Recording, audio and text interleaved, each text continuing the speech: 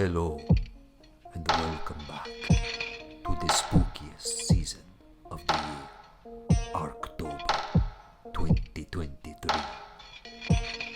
My name is Count Noah. And my name is Gavin. I am his loyal servant, here to do whatever beating he needs while he sleeps. He is my older, somewhat slow brother. Yes, He's this my is true. assistant. This is a new character. I'm getting used to him. In all of his Usually he is wisdom, you see, folks, he became a creature of the night before I could figure out what was going on. And instead of killing me, he spared my life. And now I live only to serve him and all of the podcasts he wants to record. I've been stringing him along for quite some time, apparently. Okay. Are we done? Master, if you permit me, I will speak in my normal voice from now on, if that's all right. Please do. Okay. I mean, you can keep talking like that. That's perfectly fine. Perhaps I will. Hello. So, how's Transylvania this time of year? Lovely. Okay. Now we're transitioning back. I lost it. Okay. Lost it right there on the word lovely. Okay. That was weird. Yeah, okay. We'll see about those new characters. That's probably the first and last time you'll hear from Igor? Wait, what I don't was know. that? It's pronounced, Gavgor? it's pronounced Igor. Igor. Gavgor. It's Okay. Frankenstein. Yes. Okay. October 2023. We're back. This is going to be our last horror-centric pod Yes. of the month. We've been having a good time. We decided to do some actual reviews. These are kind of the three big, I guess, events that we were excited for that we're going to drop this month. There's one tomorrow, but I don't know how people are thinking about it. Yeah. Five Nights at Freddy's does release tomorrow, and I'm going to watch it because it's available on Peacock. Day and date release with theaters. And, you know, there's been something, you know, not any of the stuff we were going to discuss, but there's been some stuff that was pitched at kind of the mid-range, like, you know, for kids, but like with an edge. I didn't make it through the Haunted Mansion remake. I did. That was great. We briefly talked about it before. I was, you know, Yeah. I was a little bored by it. Didn't feel the need to finish it. I watched the first chunk of the new Goosebumps that just dropped on Disney Plus. Justin Long is in it. Oh, that's right. It's on Disney. You're right. It's on Disney. Plus. The verdict is out. I don't know. I'll let you know on that one. But yeah, Five Nights at Freddy's seems like it's hitting more that, like, you know, young audience. I haven't played the games. I have no relationship to the games at all. So See, that's what I was reading, was that a lot of people, they know Five Nights at Freddy, and they've never played the game before. Because, like, apparently the guy who made it was, like, he did his best to make a video game on his own. And people were like, this is, like, god-awfully creepy. And he was like, oh, well, maybe I should actually try and make a scary game instead of just... Because he, like, poured his heart and soul into this.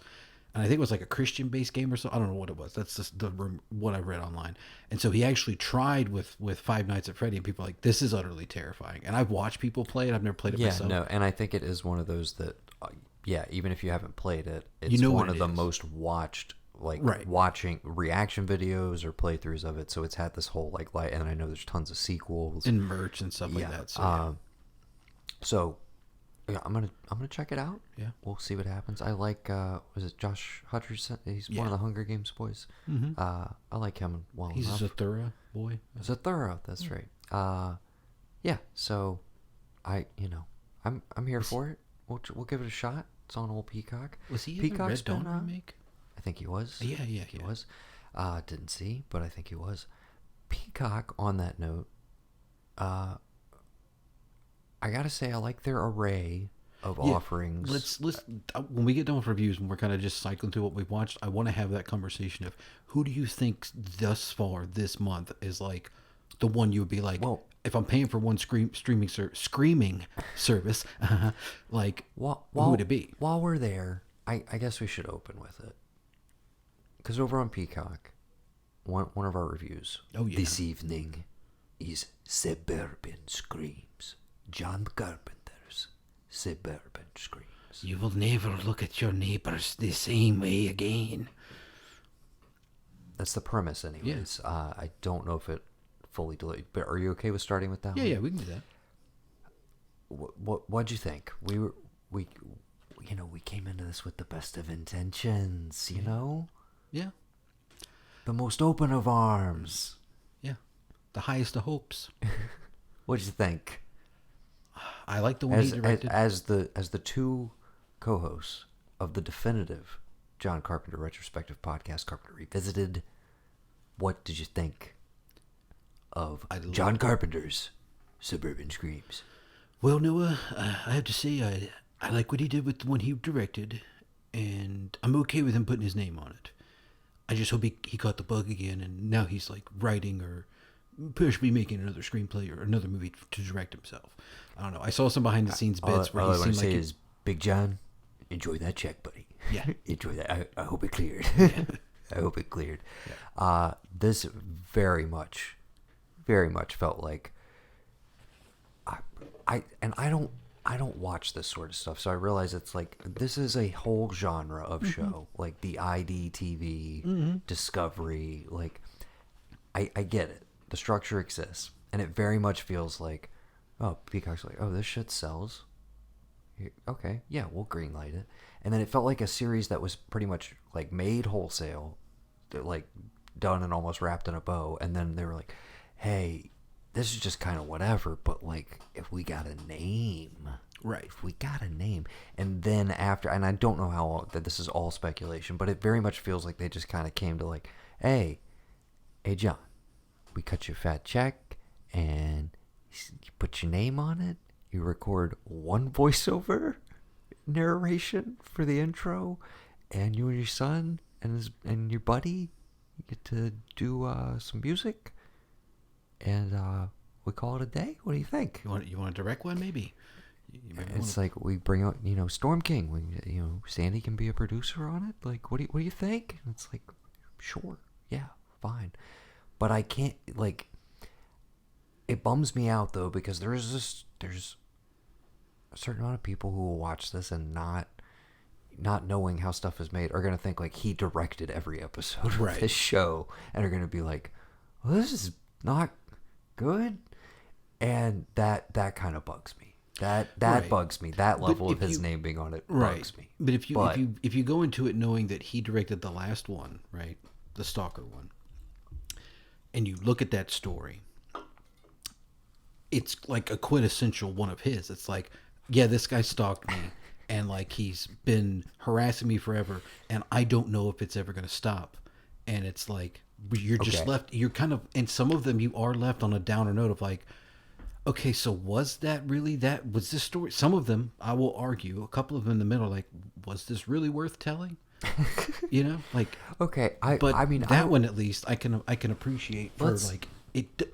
I don't think it can make a full screenplay, like a full movie about it, because maybe it is like you wind up with the ward, But there's stuff in there that I'm like, I see why he would want to maybe put his name and direct this one, because it kind of has the most. It's dealing with the most prevalent things that like are at play in our society now, with stalking and like female autonomy and all this other stuff. Just watch. Obviously, it's the one that you could most easily connect to like stuff he's done before. Right. It makes the most sense. Sure, whatever.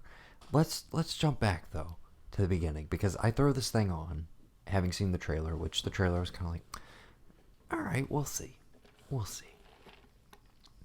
And the first one throws me for a loop, because I'm like, I thought this was a true crime show. I thought these were actual cases that maybe just are not like, super well known, but, we're going to explore them. We're going to do reenactments, whatever. But very quickly, I'm like, oh, okay, so this one's supernatural, and it's like, okay, some of these are going to be just like, do you buy this or not? And from the get-go with that one, for instance, I was just like, I can't get past the fact that, like, this guy, like, I don't know if it's just stilted or what it is, but I'm like, this guy feels like he's an actor. He doesn't feel like the guy who went through what he's describing. It feels performative. I don't know. So, but I'm like, it was okay, though.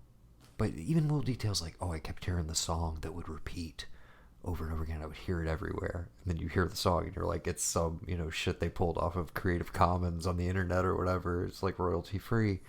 And it's like they can't say the name of the song. He's like, it was on the radio constantly. It was just like, oh, okay. In Canada? And it starts there, but it's just like, okay, I start to key into what is the gulf between what they're actually saying in the interview segments versus what we're seeing in the quote unquote reenactments. Right.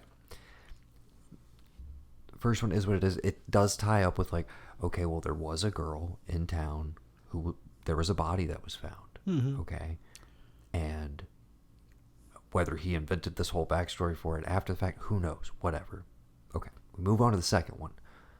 Okay, this is what I thought the show was. This is straight up true crime.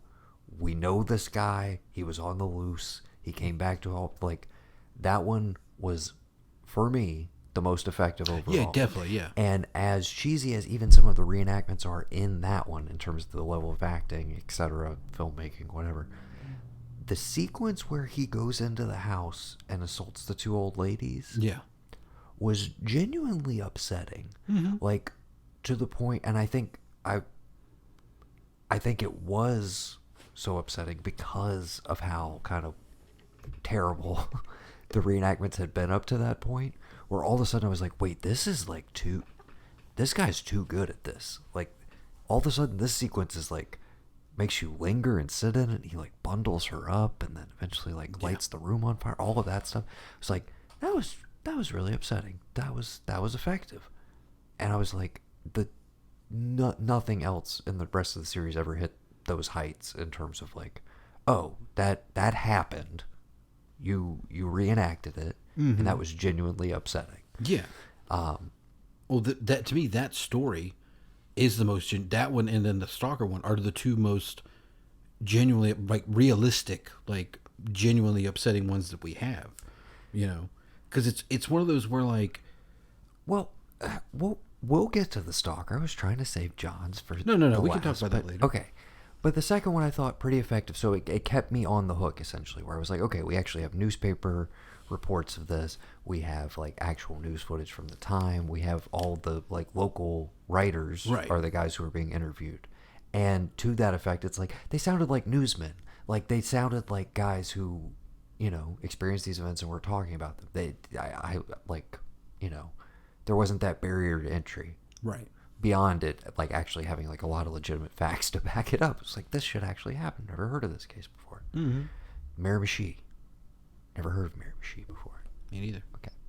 So, that one, I'm like, okay, back on board. 3 is the kid moves in, or kid lives next to a house that's kind of weird and haunted, has a weird experience when he's a kid with a girl who goes missing. Mm-hmm. And then her family just disappears out of nowhere. Okay. Then new family moves in. He's like, something weird's going on in the house. Like, I gotta warn the daughter, who I'm also attracted to. And like, we're doing that whole thing. And something's going on with her dad.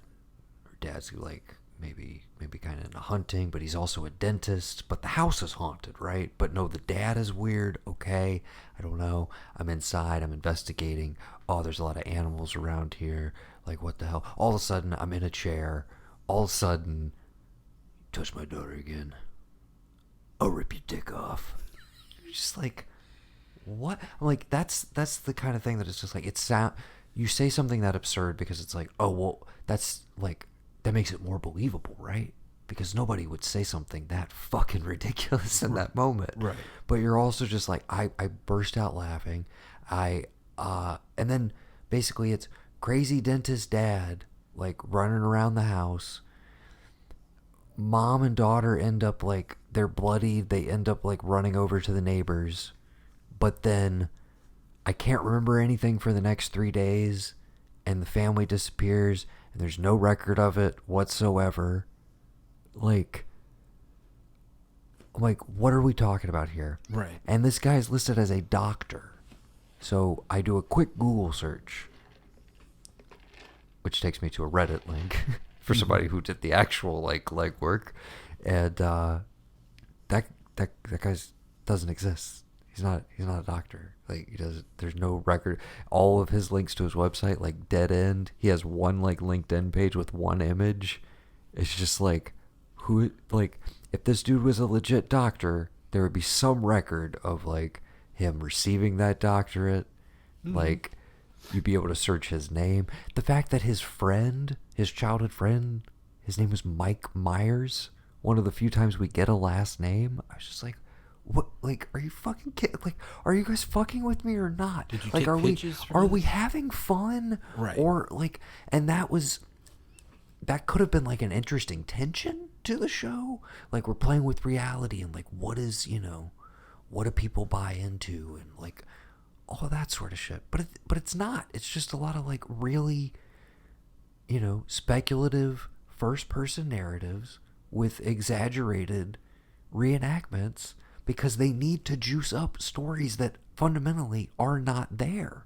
It's like nothing happened, dude. Nothing happened in that situation. A family moved in and they moved out. Mm-hmm. Okay? So, the fourth one. The Bunny Man. I do like the Bunny Man. So, just for the ridiculousness of I it. enjoyed the Bunny Man. I enjoyed the Bunny Man as well.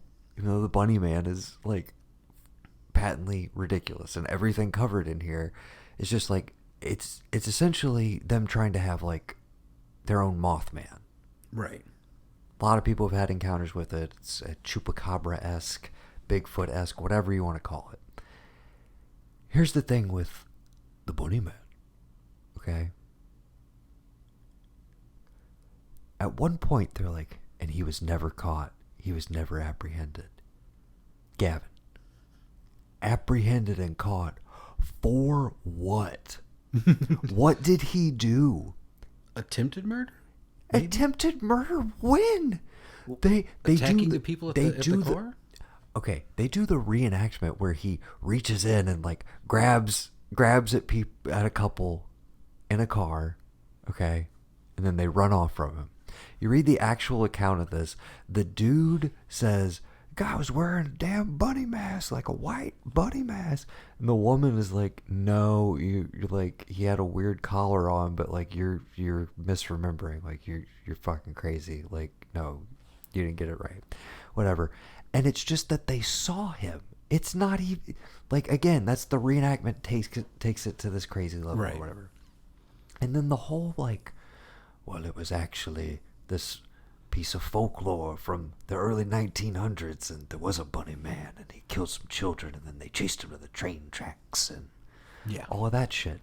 A whole backstory that was just invented on like a fucking like conspiracy fan website in the 2000s, I think, when I looked this thing up, or like in the 90s when all of this cryptozoological, like your Bigfoots, your chupacabras, all of this stuff, your local legends, your lizardmans, whatever, were all basically making their way from like the common passed along folklore into like the internet age, essentially, and people like connecting stories. People, everybody has a different version of this sort of thing. Right. But fundamentally, nothing that they report in any of those is like this person was, even the way they staged that whole like, we ran it, we thought we saw a guy who was the bunny man. We ran away. We were so scared. But the reenactment is like these kids, Stranger Things style, are like, we're going in here. It's gonna be fucking cool. Don't be a pussy. Like I'm like, guys, chill out, kids.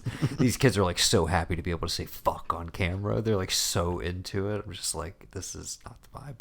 Anyways, they they get chased by the bunny man. But again, nothing happens. He literally stops. Like I'm like, if that did play out the way you say it did, you children should be arrested for trespassing. This guy, exactly. I'm like, this guy just seems, and the whole, they're like, we think maybe it was just he wasn't happy with the land being taken over and like industrialization and blah blah blah.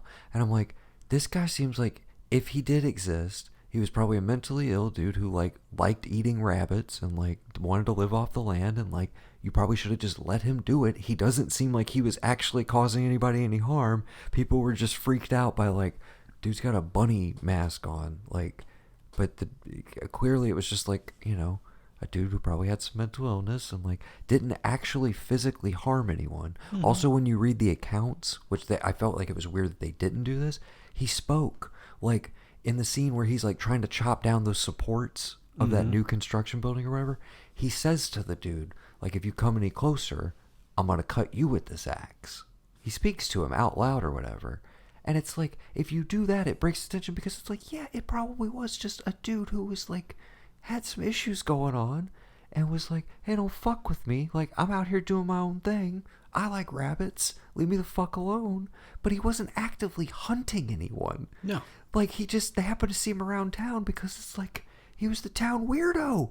But he had a flair for theater. He had no outlet for it. Dude, he had to dress up and just do his thing. The idea that they're like, and they never caught him. He might still be out there. I'm like, he didn't do it. Like, what were you going to arrest him for? Right. Like, what did this man do? Right. He's not paying his taxes. He was the bunny man, dude.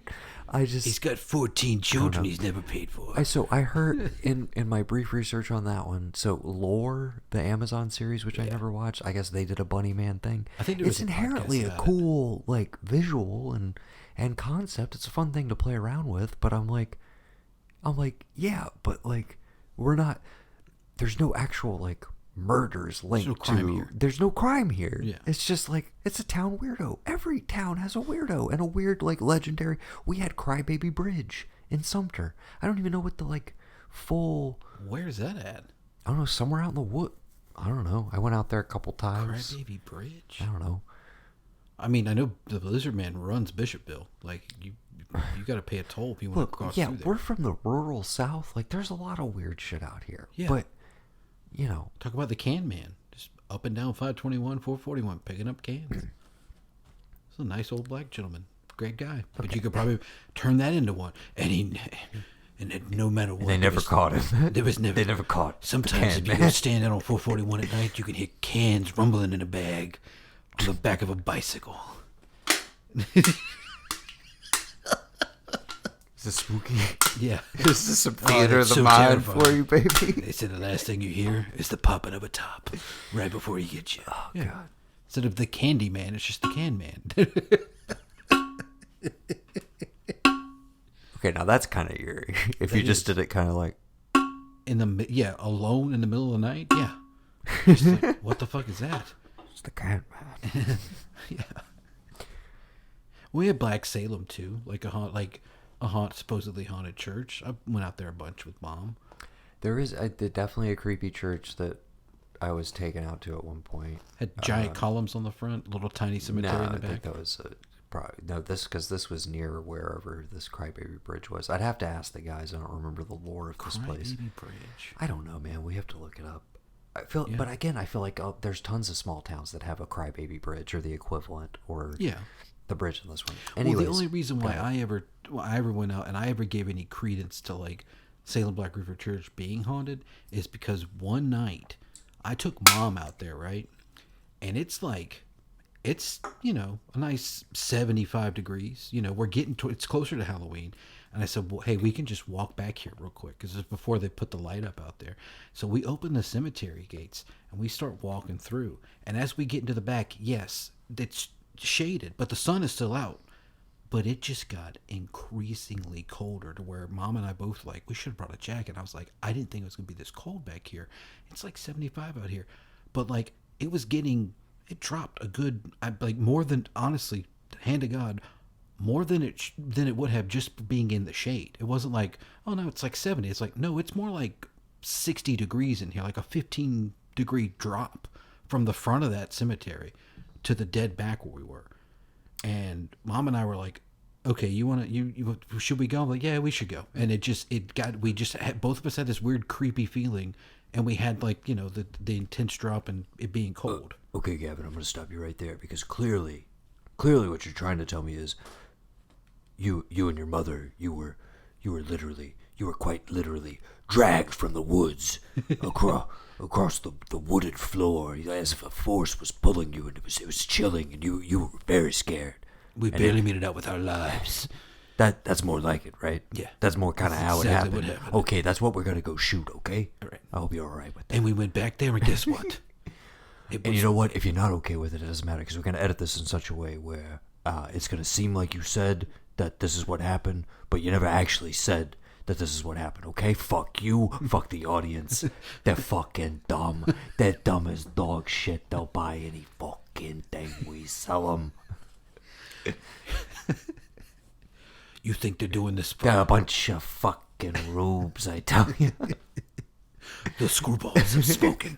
You think they're doing this for Suburban Screams? They're here for Five Nights at Freddy. We gotta give them something We're to just entice them. luring them in. This is a placeholder. $10 million. We got John Carpenter's name. That's all we need. I mean, you got Johnny Carpenter. You got no complaints. You think he gives a fuck about his name these days? Hey, Johnny, how are you? He's cashing checks. He's buying the new Assassin's Creed over here. He's got basketball to watch. I forgot he does like basketball. That's pretty dope. He's got I just love the idea. screenplays to not read and movies to not make. But who could blame him? My God, after the lifetime of work that man's No done. judgment over here. No judgment whatsoever. Okay. So what if the award was 2010, almost 25 years, 15 years ago? I don't know how we get into these voices. I don't know either.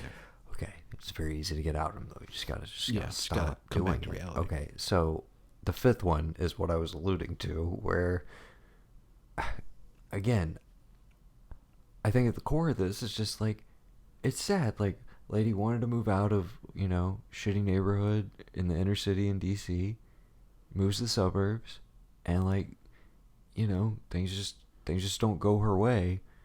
But I don't think I don't think anything's actually happening here.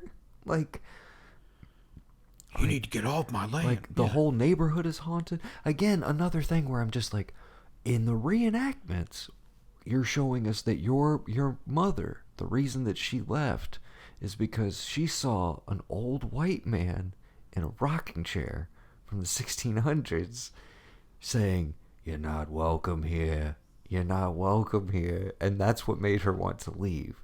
And then your husband. But you didn't say any of that at any point in the any point in the interview. That's just what the reenactment is showing us, is that apparently at all times you guys were being haunted by the colonizers of the native land. They're the ones who are pissed off at you for being in their house. And I was just like, wait, what? I was like, I'm like, this makes no sense. I think your husband either was abusing drugs and was hiding it from you. Probably. Or alcohol. And that's why he seemed like he was a different person. Mm-hmm. And he did have the heart disease diagnosis. He didn't know how to tell you about it. You were all worked up about this other stuff going on. And it didn't matter to and him. He was just like, I gotta get the fuck out of here. So he left. And your older daughter was like, this is wild. Your younger daughter bought into the delusion of all this because she was a small child when this was going on. But I'm just like, this just sounds like you were having a rough patch in your life and you conflated a lot of it. But the same sort of thing where it's like, all of a sudden he had all these pimples on his back. And then when you cut to the reenactment, there's maggots crawling out of pustules on his back. I'm like, that's not what she said. That's not. Like, this isn't a botfly infestation. I'm just like, here. I mean, I'm here for the Cronenberg body horror, but that's not what she said happened. Right. And I'm just like, it's just I'm like, don't insult my intelligence. You're trying to just like do this slight little like connective tissue edit sort of thing where it's like, oh, okay, so they're talking, and we cut to the reenactment, and so clearly this is like the continuation of the story. And you're like, well, no, this is like, you guys needed to juice up what in most cases were, subpar campfire stories. Nothing that could be corroborated. Yeah. Now, okay. She gets out of the situation. There's a nice little coda to that one. So, Well, I would have loved it if like they did cut, and it's just like in the reenactment they cut over, and there's like William Knife Man, and he's, oh, fellow minority, you're okay to stay here. Fuck these guys. They can fuck off. They're on our land. Yeah, we don't mind you being on our land. You can stay. Like that would have been great. But yeah, that one. Yeah. Again, one of those that like if you wanna take the leap of faith, if you're a person who's naturally like goes for this sort of thing, maybe it's easier for you to buy into. I don't know. I don't think of myself as a particular like skeptic. It's just when you're presenting something to me as like these are true life survivors, these are real stories, and then I'm like, but what did they survive other than maybe some like a mentally taxing period of their life where maybe they conflated a series of unfortunate events with some curse or some greater thing. The whole thing with that one was the haunted neighborhood. I was like, we never got anything with the neighbors. Yeah, and you didn't tell me what decade this was. Because if you'd have told me this was the 80s, I'd have been like, so no, everybody was doing crack. Just like ultra fucking vague. Yeah. Okay. We move into the last one, which again, I want to give it points because it's Carpenter, etc. But again, for me, it's just like, I'm not trying to downplay it. I'm not trying to say, like, you're making a mountain out of a molehill. But we're meant to believe that you have been stalked for 6 years. And the note you leave this on is like, because he still hasn't gotten what he wants, which is to kill me. And I'm not saying that this stuff does not happen, that people are not like long form stalked, etc. or whatever. But I'm like, 6 years of messages to your phone, off and on. It's kind of vague about like, he always comes back into my life. Okay. 6 years. Your number? 6 years of this. She mentions like, I've changed my number, but he always finds me. It's like, okay, so he's got to be some tech dude. I called the police, but the detective was hitting on me because everybody's just so interested. Like, oh, okay. I was like, first of all, I don't think they would send a detective. I just don't. For the circumstances, they maybe send out like a black and white. Yeah. To take a statement. Again, if I about knew what's been exactly going on where with you were, and I knew the police department, I could check and see like what happened. Right. I get a FOIA request. But again, you've been stalked for 6 years, off and on, phone calls, text messages. Okay, you've changed your number multiple times. He always finds your new number. Mm-hmm. Never seen this guy in person. Never had any kind of physical contact with him, interaction. But yet, the reenactment wants you to believe that like, oh, he sent me photos of like him inside the front seat of my car with his dick out. Okay. Lock your doors. That's what they show you in the picture, but then it's just she's like, yeah, what was I don't really want to speak about blah blah blah. It's just she doesn't even say out loud like what type of, and again, she says from the get-go, I can show you all these messages, and I'm like, oh, please do. Mm-hmm. Please do. You say you have the phone right here. Like, if you're getting these fucked up pictures that he's sending you of like your face distorted and shit, and you have that on your phone, show it to me. Or is that an exaggeration for the reenactment? Like, mm-hmm. What is the there? Because again, I'm like, yes, it's, I guess, stalking, harassment, like in the digital era, which is interesting, but would be really interesting when you found out it was her best friend, guy friend, the entire time. Like, it was really the dude who's literally being interviewed. Yeah, it was him. Yes. My money is on that. It was and is him, to make himself like, to give himself an in. Yeah. Which makes more logical sense than anything else. Because when it hits the 10-year mark, he'll be like, I've always been there for you. It's just you and me. Like, we don't have to get married, but we could just be together. It'd be a partnership, I've always protected you. And shortly after she'd agrees to like go out with him or sleep with him or whatever, all the stalking stuff's going to stop. And she's never going to put it together, And she alludes to like, you're thinking about who it might be. Maybe it could be a woman. You start thinking about wives and girlfriends. And I'm like, so you're just out there like just fucking around on like a lot of different people. I'm like, again. And they have the moment where the detective tells her like, oh, maybe you should, take better care of the people you date, or like, date a better class of people, etc. or whatever. I'm like, it's hilarious that the reenactment is almost commenting more on like the actual person in the interview segment than it, Right. you know. I don't know, man. Another one where I'm like, I feel like we're kind of grasping at straws for like drama here. All the fake out scenes of like, and again, I know he directed this basically over Zoom, but yeah, there's moments when she thinks she's being stalked in her office or whatever, and it turns out to just be her ex, who's also there, who, you know, is kind of possibly a red herring as well.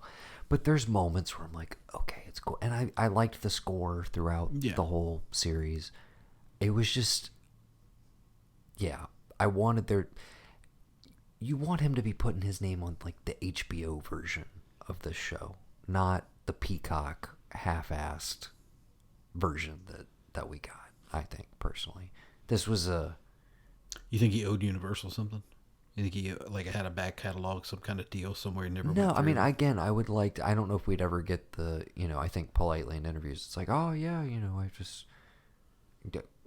I'm curious, he's pretty upfront, so I'm curious, he was on Colbert tonight, so presumably he'll talk about it, but I'm curious just how it came about, because I refuse to believe that it was birthed from him alone. I think it was very much a series that was already in the works, and then they slapped his name on it. Whether he would admit to that or not.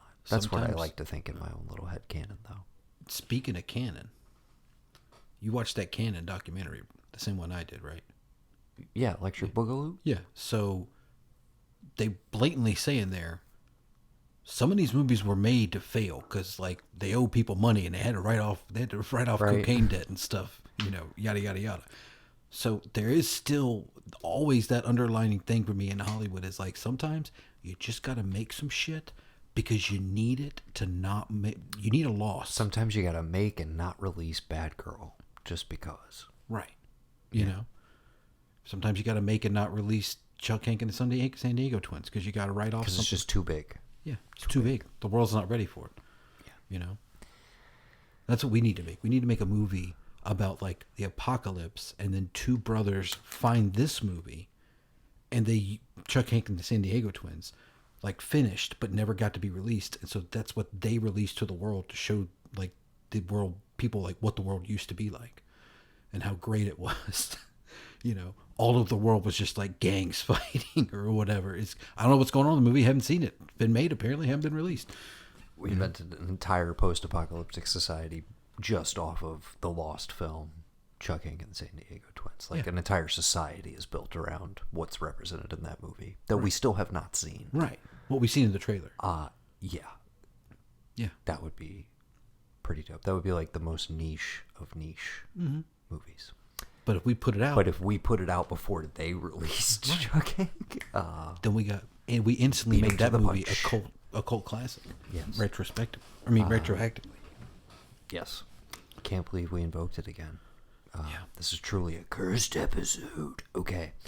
So that was Suburban Screams. We started out with it because, I gotta be honest, it's the weakest of the bunch. Downright the weakest. I think. Yeah. Moving along, this has become almost an annual tradition. It seems like we're going to get one at least every year, if not every other year. VHS. 1985.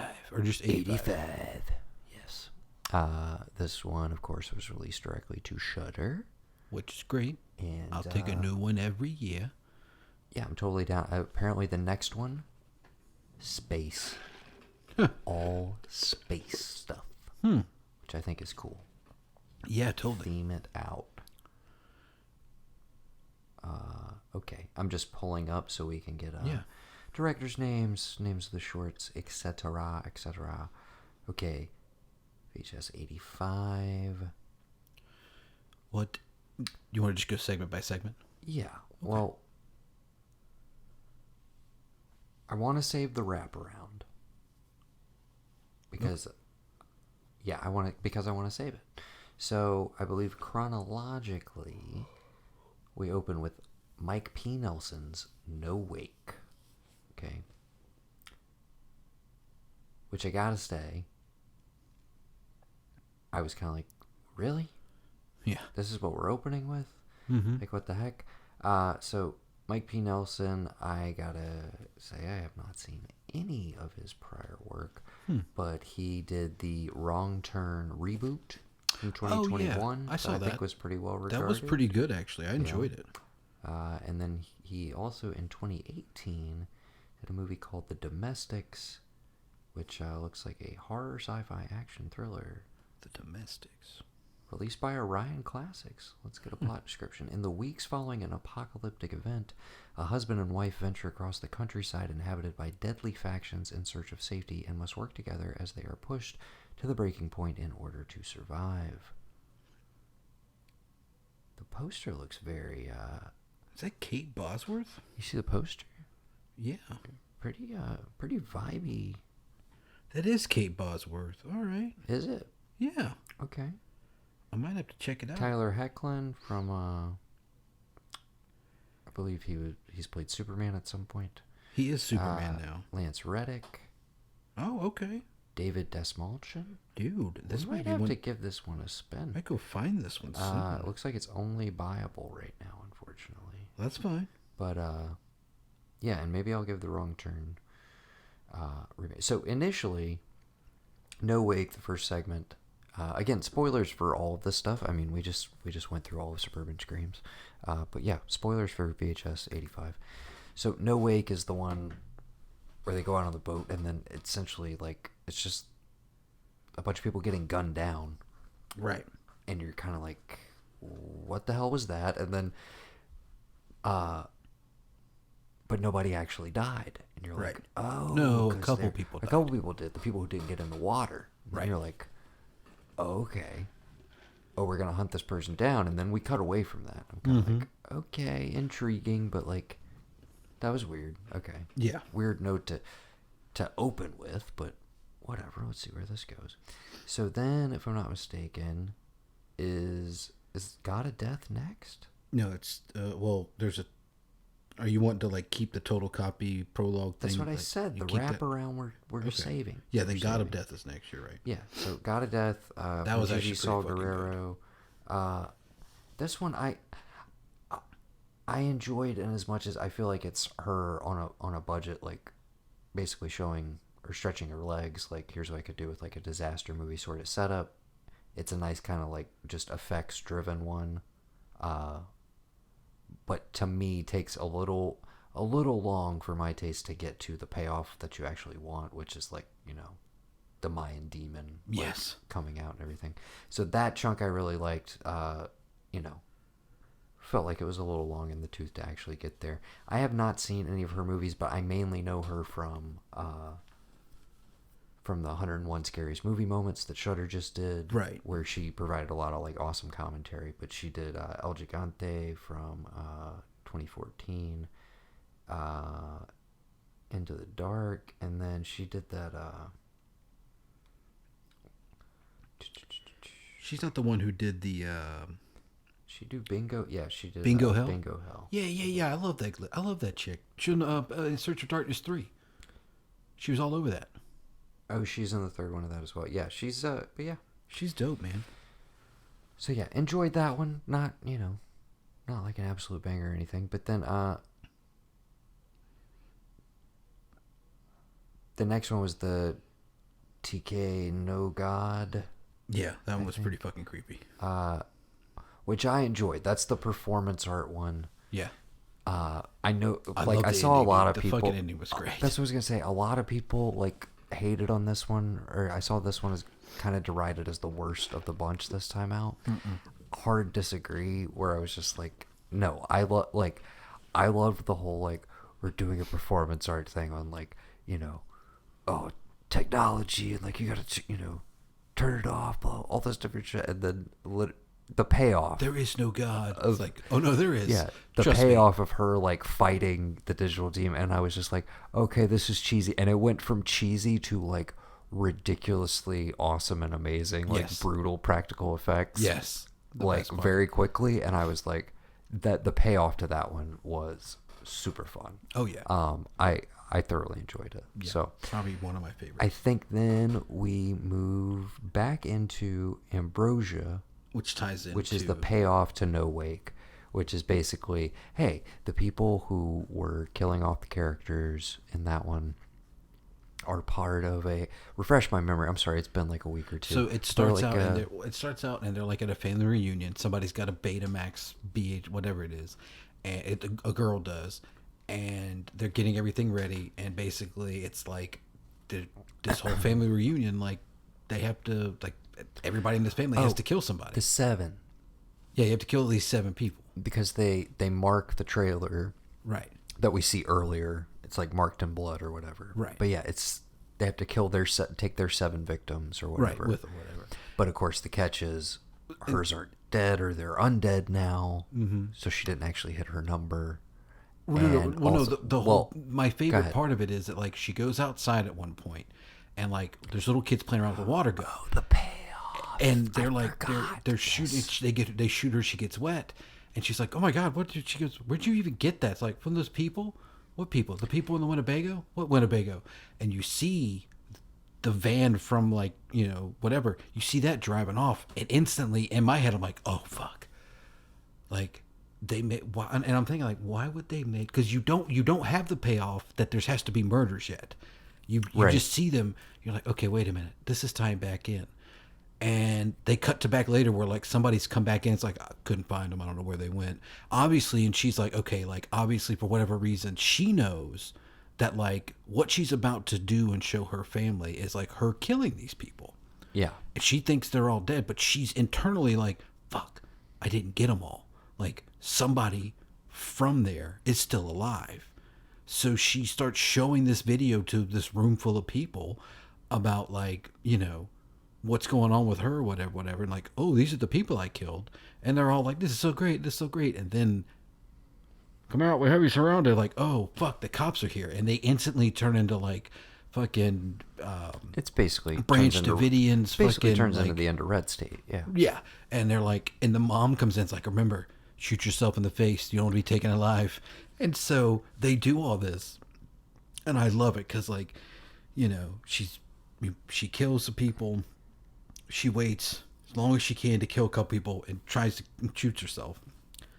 And then it's later when like they're coming in with the EMTs and stuff, and you realize, wait a minute, she was shot with that water gun, so this bitch ain't dead.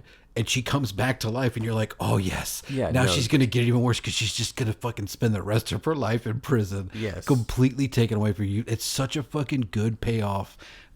And when you don't know what has happened, where are these other people at? Are they still going to have these? Are they going to be deformed and have these like injuries for the rest of their life? Yeah, the fact that you think it's going to be like, oh, okay, they get to come back and take creepy vengeance. I thought it was going to be like they're all going to come through the house. They're undead, so they're just going to like kill all these like evil hunter cult people or whatever. But then the payoff that it was like, no, they're taking it to the comic. It was like even more fucked up. Yeah.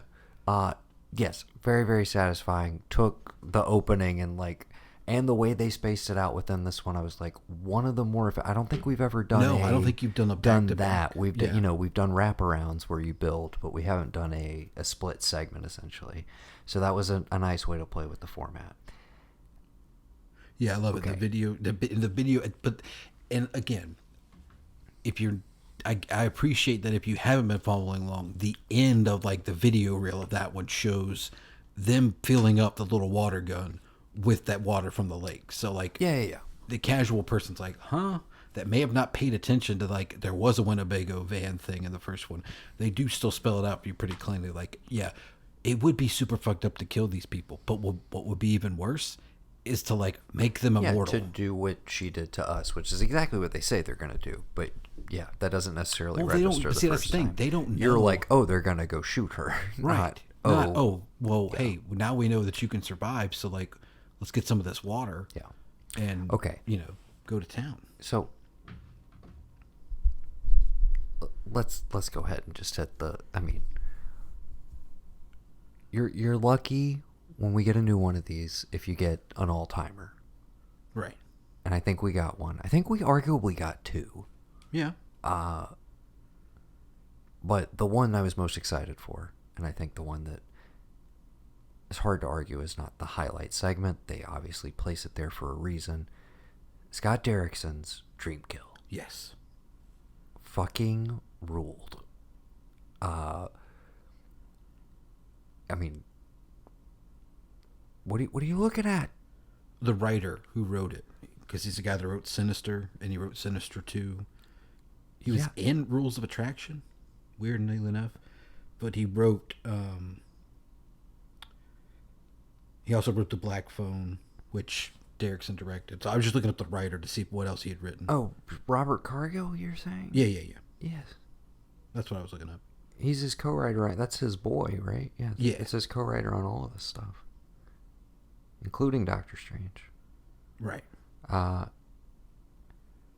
yeah, I don't know if they go back to like the Hellraiser days or not.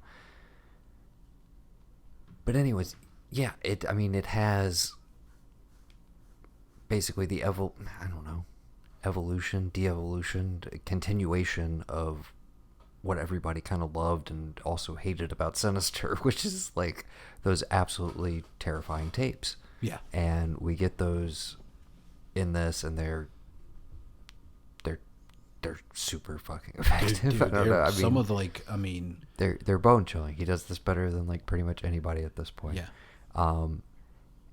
It's a combination of like it's not even Carpenter. It's more Bob Clark and like Michael Mann. It's more like Manhunter meets like Black Christmas or something. Yeah. And just the way the sound design more than anything. The way he mixes all of this stuff is just so. The second they start, and it's so. Did you ever watch Skinamarink? I did. We never really talked about it. Maybe we'll get into that one in a bit. Did you watch it like a while ago? You didn't watch it. You haven't watched it this month. I should probably watch it again this month. You're willing to watch it again, so that I guess that tells me at least a little bit how you felt about it. Yeah, I enjoyed it for what it was. Like, I mean, I've got you. Yeah. The idea of Derrickson making something like that. That's what I was going to say. So that audio heavy. That would not give you any respite. That would almost be like you'd be trapped in that feeling the whole time. Right. Like, I feel like he could sustain it, but I feel like it would be unwatchable for me personally. Yeah. Because, this, again, it's the most effective sequence in here. And I was like, I would like to see this one fleshed out. The concept of it, the setup and everything. And, like, we get James Ransom, again, one of his boys, and Freddie Rodriguez coming in. You get the nice twist. I kind of knew where it was headed. I was a little ahead of the twist, if you will. Mm-hmm. But it still worked. It played out well. And then the reveal of the kid, but I was just like, dude, this is really cool. And I like that it went almost full on like exploitation movie at the end. That was which was a nice little, I was like, oh, he can do this mode too. Mm-hmm. But yeah, just super satisfying segment. I can't imagine anybody comes away thinking that was not one of the best of the franchise thus far. To me, it goes right up there with, some of the classics from 2 and 1. So, and then we have the wraparound segment from, oh my gosh, Rory, the creepy thing. Yes, I was trying. David Bruckner, excuse me, who of course did The Night House. He did the Hellraiser remake, which I liked a lot. I know you were less hyped on it. No, I also did The Ritual, Southbound. I worked on the Creepshow show for Shudder. Did The Signal back in the day. Yeah, and he's been a producer on the VHS movies. But this one was, again, ran through the entire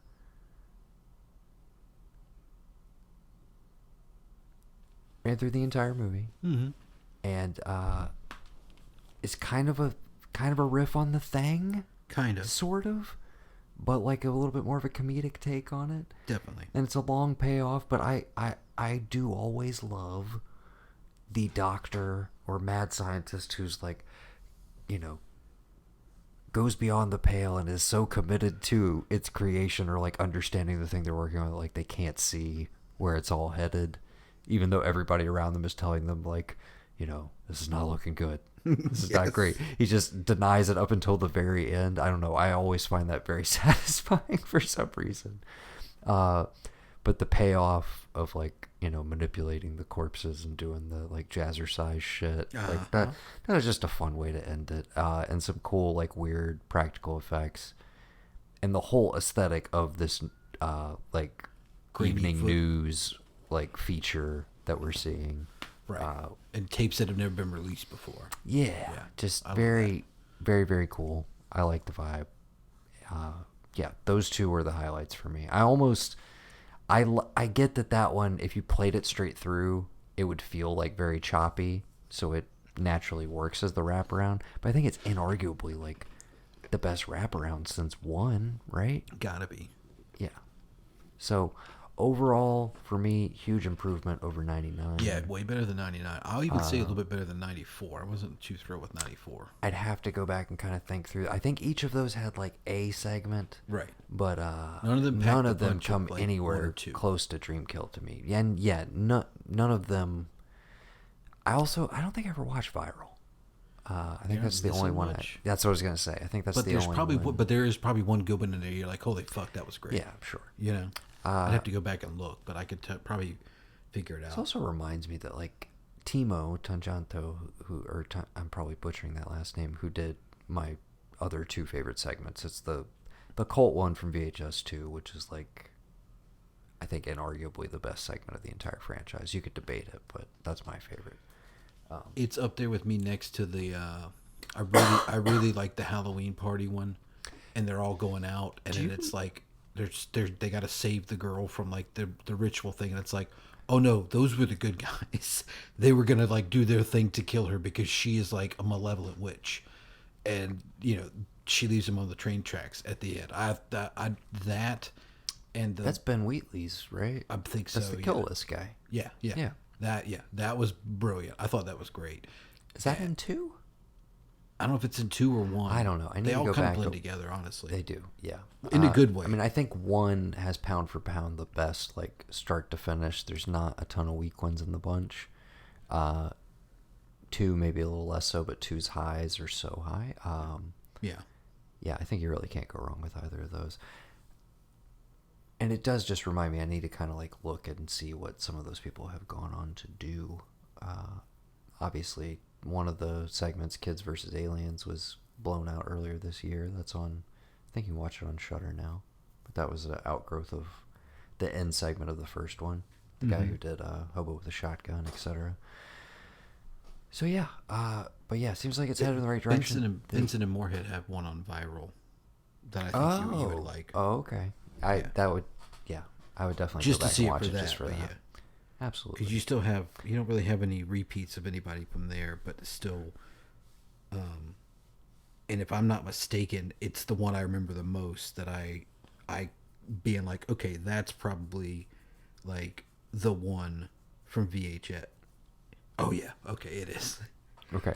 You just gotta watch it. It's really good. I will check that out, and we will move along to the highlight of, to me at least, the highlight of spooky season.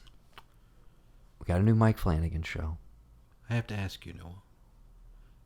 Is all of what we see but a dream within a dream? Or seem, dog. Or seem with, yeah. I just want to say see because like we got this. Mrs. Minton would be so disappointed. She would. I told you I ran into her and Larry like 6-7 months ago in Food Line. Yes. We're doing good. That's good to hear. Yeah. Okay. Right. You know who else would be upset? Bob Brown. God rest his soul. Yeah. Okay.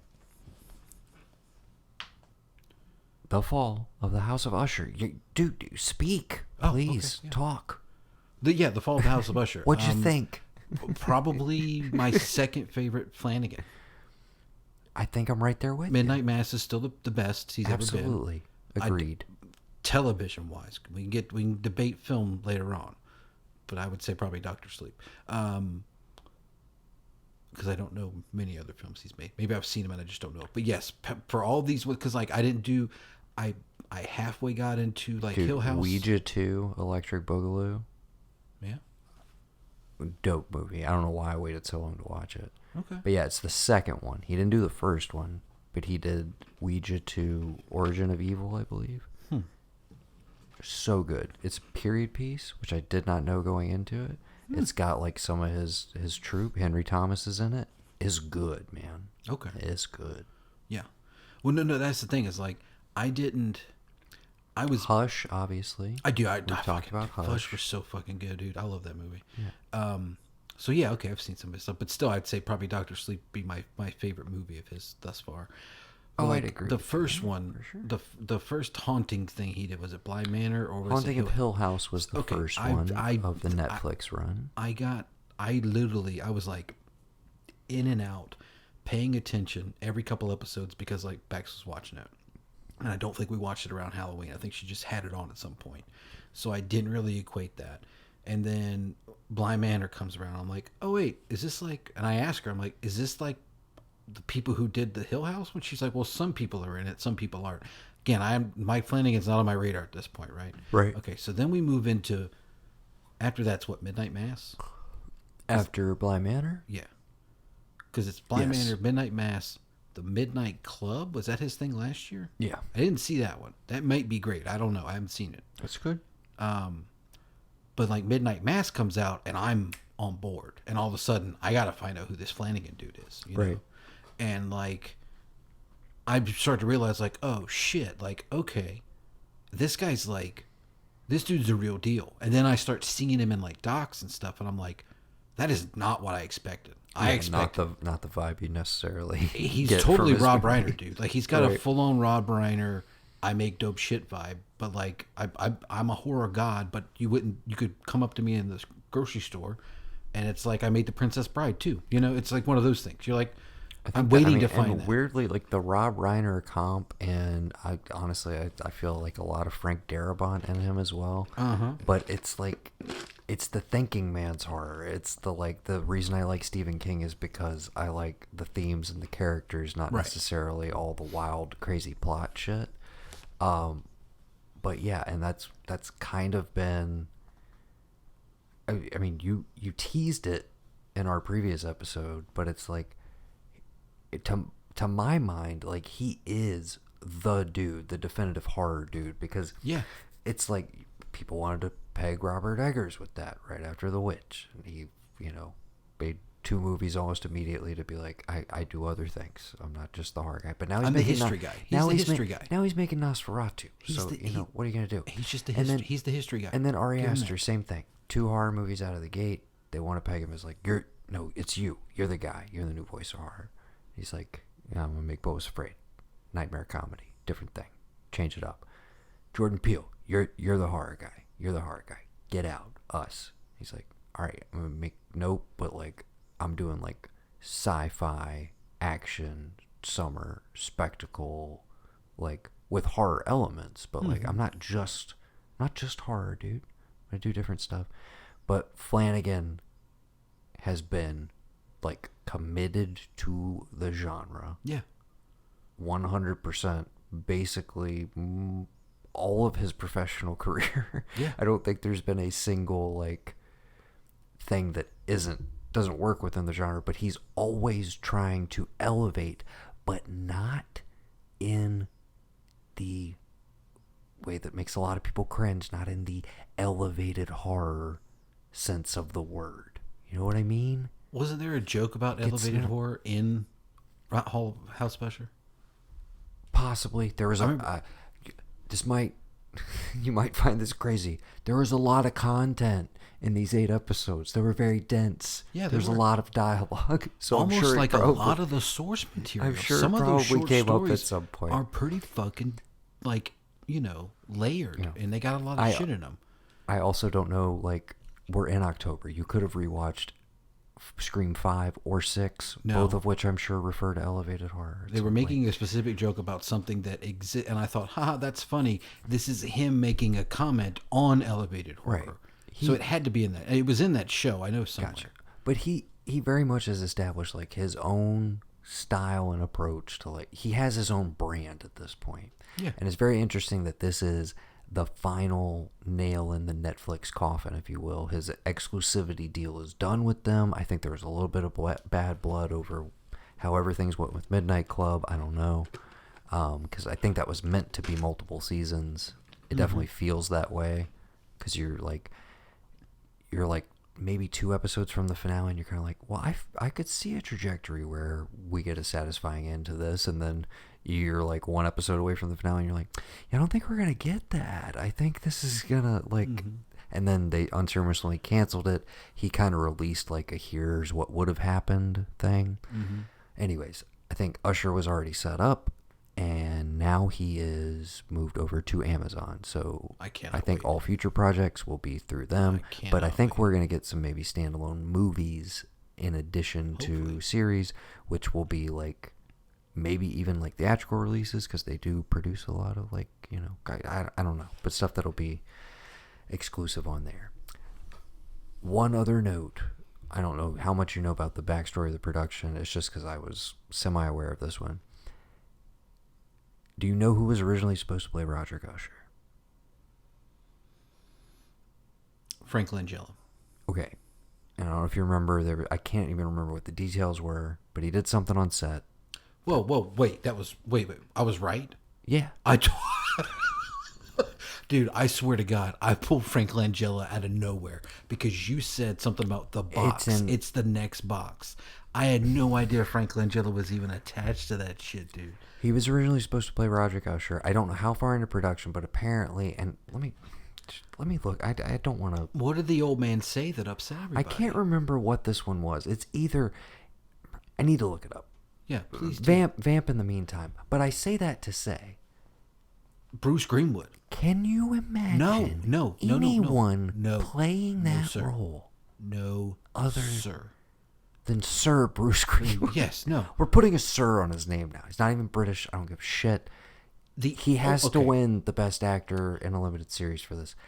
The role of his career, dude. I have loved him in literally everything he's ever done. But this is it, dude. This is the showcase for that man. Holy shit. Talk for a minute. Bruce Greenwood, man. Like, an everyman.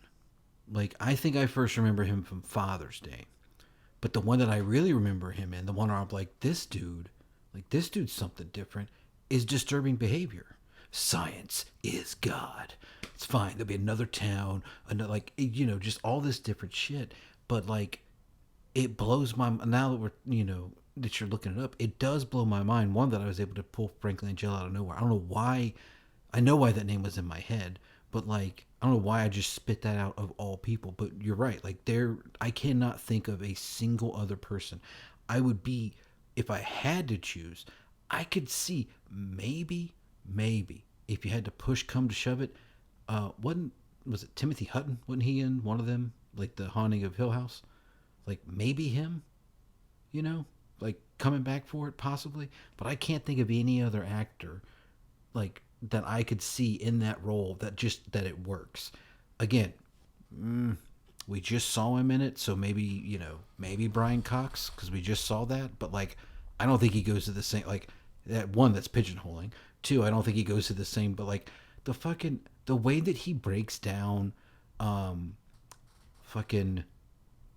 like, business, like, oh, you got this. The Lemonade speech, which is Lemonades. Like, yeah. The most memed and will be kind of, I think, independent of any of the scares in this show or any of the set pieces, that is the one, like, monologue sequence that, like, people are kind of taking from this series as, like, that shit was, like, next level, dude. Yeah. That was some incredible writing, incredible delivery. That was one of the best monologues. And I'm willing to bet you, dude, he did it one take straight. One take, fucking done and done. We don't need another one, Bruce. No more coverage. You're good. Okay. Got it. The Langella thing, we don't know what actress, but it was somebody involved with the production who he, I guess, was verbally inappropriate with, and there was some physical, like, touching that made them uncomfortable. Nothing, like, explicit or whatever. I couldn't remember because I can't remember if this is him or it could be F. Murray Abraham, who I think also had some weird shit on set. One of them the case was like the dude was just kind of loudly proclaiming and asking other people about their sex lives and stuff, and it's like, dude, you're 80. Like That nobody wants sounds- to hear dude. about you fucking, dude. That That sounds like F. Murray Abraham, dude, 100%. honestly, dude. When It you hear, sounds like because when you hear about how he acted on the set of Scarface when they told him that he had got nominated for fucking Amadeus, I totally believe that dude was like, you want to know who I fucked last night? You ever done this to a girl? yeah, I Or think this to that's a F. dude? Murray Yeah. Abraham who That's got to be him, dude. There was some issue with him recently. I don't know. These old guys who was just like, guys, you just gotta button it up, okay? Yeah. Like, it's a different world now. I get that you, like, just whatever. But I say all that to say, I just don't understand why it wasn't Bruce Greenwood to begin with. I Right. just, like, it's baffling to me. Well, I don't know how far maybe- through production they were. Well, or here's the anything, thing. but Maybe that is like holdover from like, I'm done with Netflix. It's like, I want Bruce Greenwood. We're not paying for Bruce Greenwood. Langella owes us something. He's going to do it. Well, I don't want him. I don't care. This is who you're putting in there. Like, maybe that's the thing. That Bruce, he wanted. Maybe he wanted Bruce the Greenwood entire literally looks like Edgar Allan Poe if he lived a little bit longer. Yeah. Look at him. Yeah. He's got a nice forehead. The hairline, even the way Roderick is styled. The mustache. Dude. Reynolds. What? Reynolds. Reynolds. What? When they found him, that was what he was saying. When they found Edgar Allan Poe before he died, he kept rambling about the name Reynolds. Okay. And people don't really, there's like speculation about what it meant. And apparently Reynolds was the street that he lived on. Okay. And a lot of people, and like, I believe it. I think that like I think he was raving and like whatever, because there was this practice where like you see it in Gangs of New York. How many times have you voted today? 10 times. They would get guys drunk and they'd take them to the polls. Then they'd take them and they'd shave their beard off or shave their mustache. Right. And then they'd take them back or they cut their hair. And I think he got like somebody came along and picked him up and got him into that day. And just like, he was just exhausted from obviously drinking, but like that whole thing, that whole day. But he's raving the name Reynolds. And like most people think that like, well, that's actually like where the street he was staying on when he died. But for years they were like, we don't know what the fuck Reynolds is all about. So when you just said he looked like him, Did not know that. There's a lot of deep cut Poe stuff in here and remixes. So and, many fucking just a lot of fun stuff if you're into that sort of I thing. was but that if guy, you're, dude. Like that was the beautiful part about all of it. See, and I was super into him for a time in like middle school, and all of that stuff is pretty like buried in the back of my mind. So to the extent that like I see an episode title and I'm like, oh, I vaguely kind of remember what happens in this one, but it's like I feel like at the end of the day I went through this the way that I'm sure most people did, which was just like, oh, I'm just watching the show. I'm not necessarily like clocking every single And see, I did. If I'd have looked reference at and titles, I probably allusion would have been to- able to call more stuff. But I was like, wait a minute. every character is like a reference to, people from short stories or, unfinished novels, etc. The company, Yeah. Fortunato. Yeah, the whole Pym character, I guess, is from like an unfinished or unpublished novel of Yeah. his. Auguste Dupont is like one of the The original detectives. detectives basically, ever, predates Sherlock Holmes. I remember, like, again, a lot of that stuff I remember just from Miss Smitten because we had a whole short story section where we hit a lot of these. Yeah. But, okay, anyways, we've sang the praises of Bruce Greenwood. I think everybody's, like, pretty fantastic in the show across the board, but he just towers above, like, everybody else, as he should. And yeah, I don't know. I got really into the kind of the Succession meets horror show of it all. Yeah, yeah. Just like, I don't like any of these people. Of course, we've talked about that's the magic trick of Succession is like you kind of end up giving a shit, but you try not to. But this being one of those cases where I was like, oh, they all suck. And we know they're all gonna die. right. And I can't wait to watch all of them die. Like I have no sympathy for any of these people, and the show's not asking. And guess what? The show's also not asking me to have any sympathy for them. And I was like, that's something that I think maybe gets a little lost in our current, like, whenever we have a horror protagonist, the go-to is like they have some past trauma. We want to like hook into them. It's an easy identifiable thing for like the audience to latch on to. Which is why I don't know why there's more bro lot of movies anymore. Say what? Which is why I don't know why there's like not a ton of bro movies. Like you want these like kind of dumb meathead guys that like think it's okay to be a certain way now. You would want them to be in more movies. I'm kind of shocked. I'm kind of shocked we haven't had the reverse female slasher where it's literally a female slasher killing off a bunch of dumb. There's the Dude Bro Party Massacre movie thing I saw. I'm sure there's riffs on that that have happened. Nothing but I'm saying like mainstream, a good one. Yeah. I think that movie still can be made. Where was I going with all this? Sorry. The fact that you don't give a shit about like, well, you yes. to an extent you do, but like most modern horror movie, again, mainstream ones, they want you to identify with the characters. There's a certain amount of buy-in or whatever, which it took a long time to get there. You know, it's something we used to complain about where it's like, well, don't just start with the horror. Give me the 20, 30 minutes of character setup so I can actually like give a shit when things go to hell. Like I need to invest in the person. Mm-hmm. And movies eventually, like now it's almost, that's the cliche of like, well, we expect that as a default.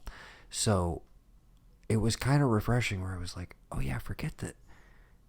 One of the hallmarks of the genre used to be bad things happening to bad people. Right. Like, just because they deserved it, or they're getting their comeuppance, or whatever, or just like it's kind of fun or satisfying on that level for us to watch that.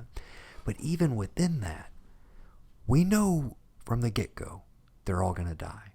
All the kids are going to go. Mm-hmm. Okay? We don't know what order. So, when things start playing out, I remember having the feeling of like, oh, now I'm just stuck with these people. Oh, now I'm just stuck with it was that, where it wasn't like, oh, I missed this person. It was like, oh, it's really down to just these three. And to take, and then you realize they're dying in the youngest to oldest order. You never picked that up? I mean, yeah. Backtrack. I was a little slow on the uptake that was the structure to it, to be completely honest with you. But, sorry, sidetracked. You were saying?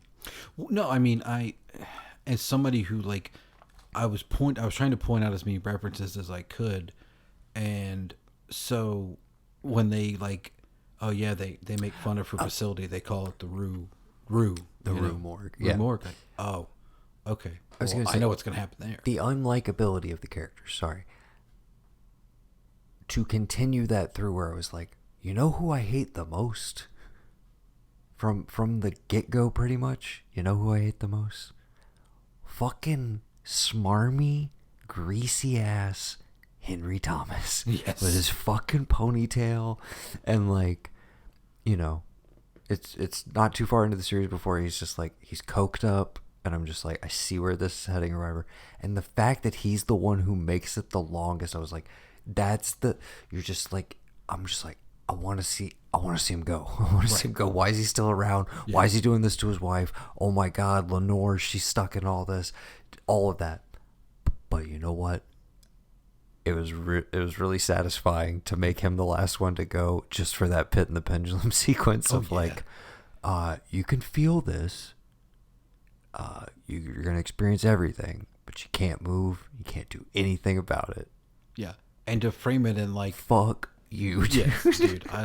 Every bit of it. And like the scene where they're like, it starts out and Bruce Greenwood is sitting in what looks like a basement area and he's staring at a brick wall. I was like, well, I know who's fucking like cocked up in that shit. Like I could just, and I loved it because it reminded me like, yeah, man, like I knew this shit.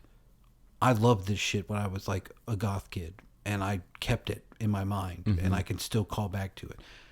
Some of the stuff I misstepped, I was so giddy and happy when I'm like, of course it was this shit. Why did I not remember that it's a fucking chimp that beats the fuck out of somebody with their own arm, that kills them in the Murders at Rue Morgue? Like, that's what it is. It's the whole reveal is... It's just a crazy ape, chimp or whatever. But but blending that into like, okay, well, it's this way because like, you know, the heart thing wasn't working. What heart thing? Oh, I don't know. A telltale heart thing wasn't working.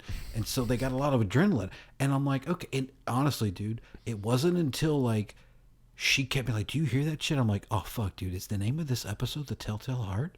And I made Beck stop it. And I was like, oh, fuck, it is. And she was like, yeah, how did you not know that one? I was like, wait a minute. You knew The Telltale Heart? She's like, everybody knows that. And I'm like, I don't think so. I don't think they teach him anymore. Like, they quit making kids read Poe and like write cursive. That's like top 5. That's like it top is, 5. yeah. And that's a classic story of guilt and like all. Yeah, it's good. But the way that the way that everything is grafted, I mean, I don't think anybody else could have pulled it off. Like, trying to wrap it all into one, and like, as far as I'm concerned, everything was fucking seamless. As far as the references, making them fall in line with the original source material. I was trying to think about it, but I'm like, weirdly, it's easily head and shoulders like the best Poe related thing I can think of. I remember being pretty amped about the movie The Raven, where the whole setup was John Cusack is Edgar Allan Poe. Mm-hmm. Basically we're doing From Hell with Edgar Allan Poe, right? Where it's like we're doing historical fiction. What about that other one? Did you watch that? What other one? There's one. The Black Mask guy directed. It's on Netflix. Oh, the Bale is a cop. Pale Blue Eye is based on, or he's a character. Poe is a character in it. Poe is like a cadet, right? And Bale is a cop that's come to him as like, I need your help. Never watched it. I didn't either. Like, I kind of want to now. Now that we've I might put that on the right back. Is that horror-ish? It's thriller. Can we make it count? It might, but I mean, it's the same guy who directed Black Mass. I only know that because I listened to him and Marin talk. And they were talking about like, oh, this is the Edgar Allan Poe. Cooper. It's Cooper, yeah. Crime, horror, mystery, thriller. Yeah, I mean, it did not get good reviews. No, and but I still wanted to see it because like it's got Mr. Timothy Spall in it though. Simon McBurney. Toby Jones. I know Toby. I just watched him in Berberian Sound Studio for the first time. You seen that one? Toby? You seen that one? Toby? With Toby Wong. Toby Wong? Fucking Charlie Chan. Okay. Got my Madonna's big dick coming out my left. What? Anyway, yeah. You ain't seen Berberian Sound Studio? What the fuck is that?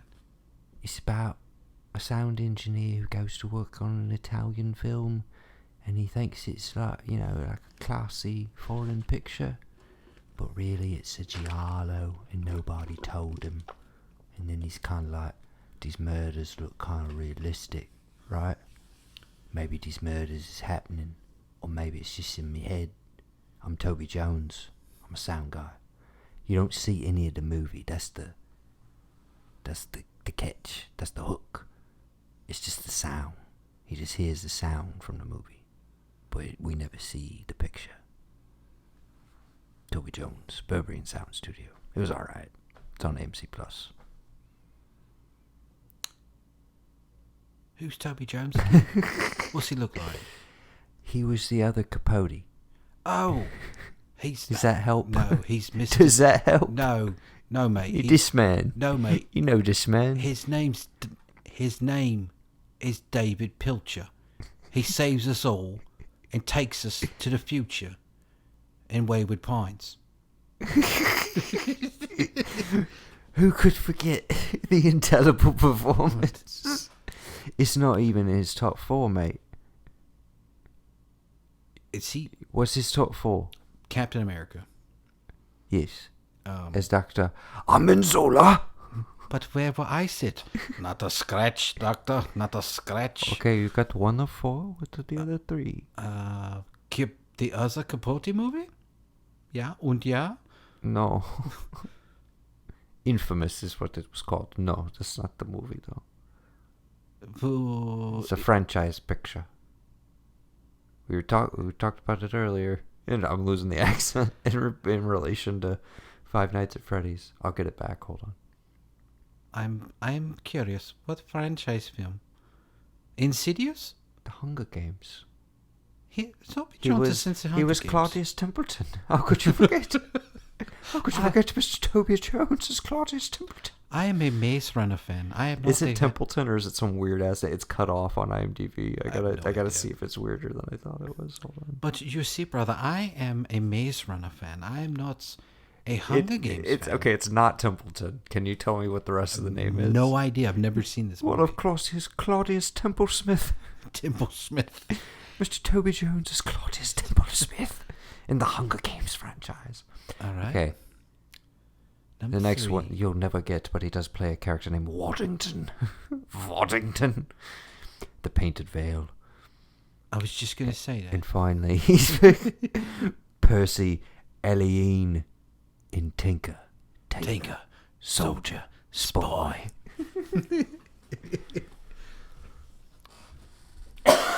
By the way, I don't know if you've seen this. I've just sent it to you on Instagram, but I love it. There's this little Scottish girl, and she has this thing going on this month called It's Scotchtober, friends. And she'll tell, she's like, I think the other day, she's like, the day of the word today is dour. And it means this, and she'll tell you what it means, and then she'll give it to you in a sentence, and she'll like, okay, slow it down now, and she'll give you the thing, like, all right, just between us friends, and she'll do it again for you. It's adorable. Like, I just love it. It's like every day is Scotchtober, and she's giving you a different Scottish word. Love it. I'll just send it to you when we get done. I think you'll find it amazing. Okay. We loved House of Usher. Any other like final thoughts you want to share on it? I mean, we could gush over it all day, but it's great. It's definitely the highlight of as far as new stuff this month. Yeah. This one delivered. I was glad I had this to kind of space out and savor over the course of a couple nights. I did see a reel the other day, and it was the guy who plays the one who goes out the window chasing the cat. Yeah. I don't know his name. I've seen him in other stuff. stuff. Off the top of my head. He was in Midnight Mass. But But he talks about like basically telling Mark Hamill on the set that like the whole reason I wanted to do this was because like I saw you in Star Wars, and Mark Hamill was just like, well, hey, that's really great that we made something that made you want to do this because I think you're fucking brilliant. And he like was getting teary eyed telling the story to the guy. I've seen the guy too. Rahul Kohli. The actor. I know who he is. The other like this guy on the show because he was on a CW show and a couple of movies in the early 2000s. iZombie, which he was in that. Yeah, which I think Flanagan has pulled a handful of people from. But yes, he was a nice highlight. Zach Gilford, I always enjoy. Dude, I gotta say, I appreciated that aspect of it. I was very much like, how are you gonna get me from Zach Gilford to Bruce Greenwood asshole? Like how are we gonna make the transition? And there was a point where I was kind of like, are they even gonna be able to nail that? Is that gonna be like the one thing that doesn't work in this show, basically? Mm-hmm. And then I felt like they totally like turned the corner on it. Yeah. And yeah, it was. And it's dark when you find her the name once. Oh, excuse me, Carla. Yes, I've been sitting here. Damn we've been flipping out over Bruce Greenwood, but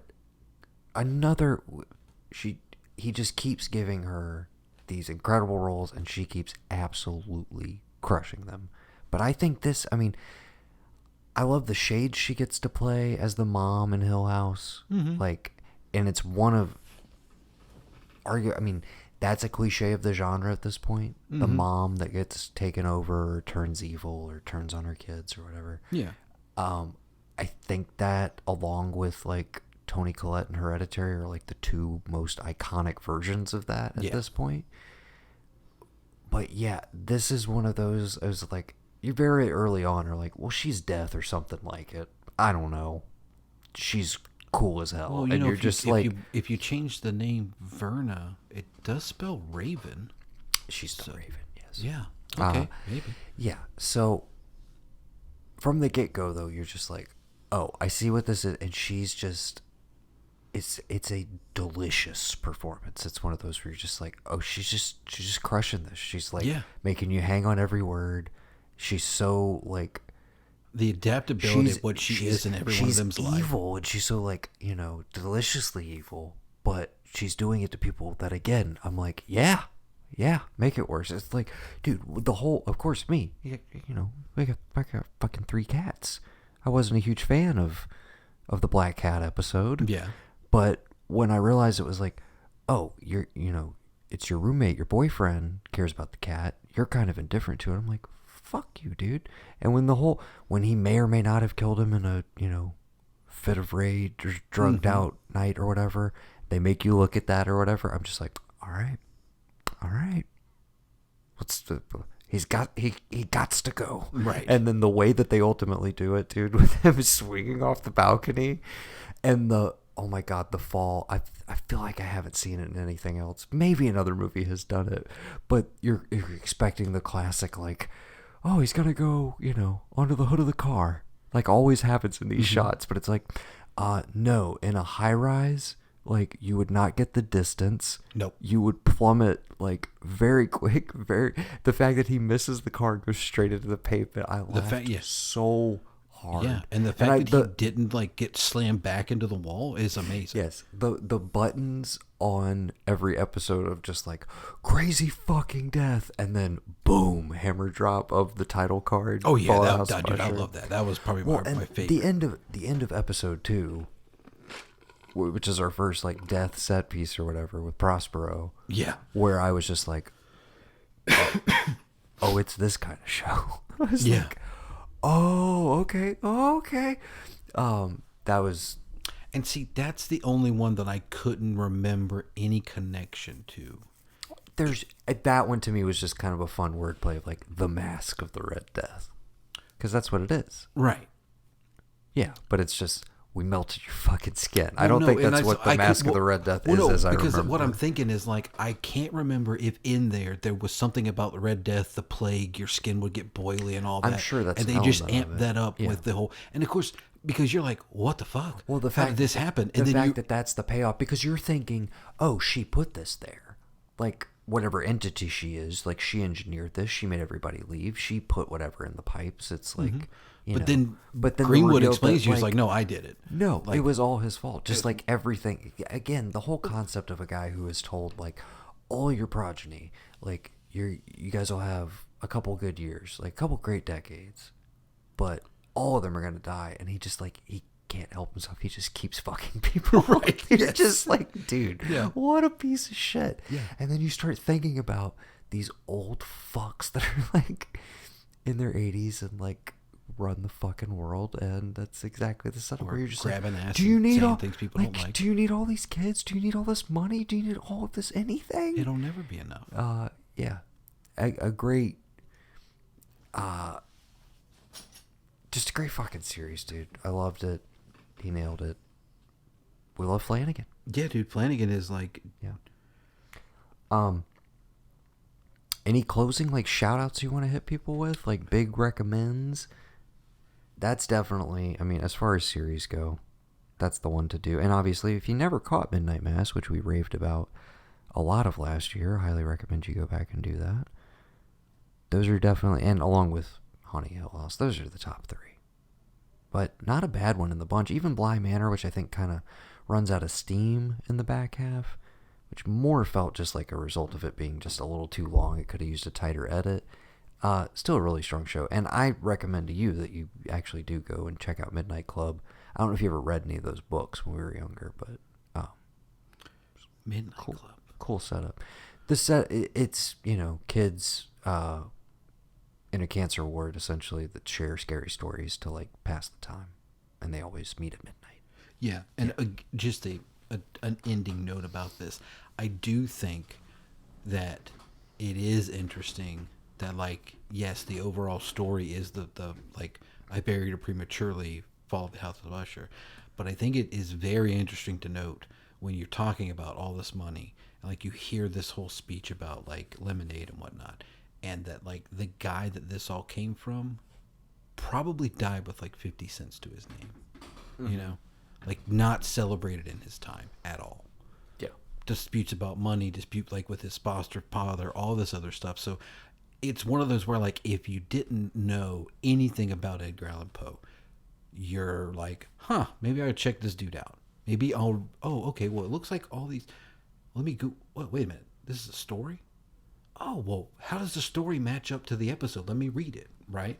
But if you had any inkling of him whatsoever, you're like, or you were a fan, or I'll argue, if you're a scholar of his work, you can still find value and appreciate this for what it is. Just for the fact that, like, here's a dude that's getting, like, a ton of play in Halloween this year. Edgar Allan Poe. This is an argument for, like, physical media or just, like, a cool special feature that they don't really do in the streaming era. But I would love a Mike Flanagan commentary with, like, a Poe scholar or something, where they just like talk over every episode, and they're like, gonna put that out on DVD or something. I would totally like. There's been a lot of great like explainer articles that go through all the Easter eggs and stuff. But again, I would love to. Obviously, he's a big fan, and each of these has kind of been him, other than Midnight Mass, which is, as far as I know, like kind of wholly original. And we gave it one of the biggest compliments at the time, which is like, this is the best, like Stephen King thing that Stephen King never wrote. Like, better than a lot of Stephen King. Yeah. Yeah, but like Hill House, obviously, based on the Shirley Jackson. Is it Shirley Jackson? That sounds right. I believe so. And then Bly Manor is like taming Henry James. Turning of the Shrew? Taming of the Shrew. Right. Turning of the Shrew, which is the Henry James novel that it's... Right. Yes. The Turn of the Shrew. Right. Yes, excuse me. Okay. And then... You said like we said, Midnight Club is based on the book series, and then this obviously based off the books of Poe. So I'm curious, and he's always been a Stephen King guy, so I'm sure we'll get more of those.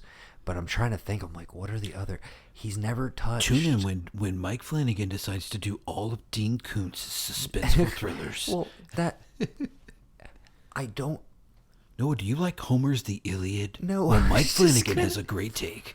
The obvious one that we would want him to touch, even though it seems a little outside of his purview, but he's so good with adapting sensibilities from different types of horror authors, is to do some Lovecraft, is all I was going to say.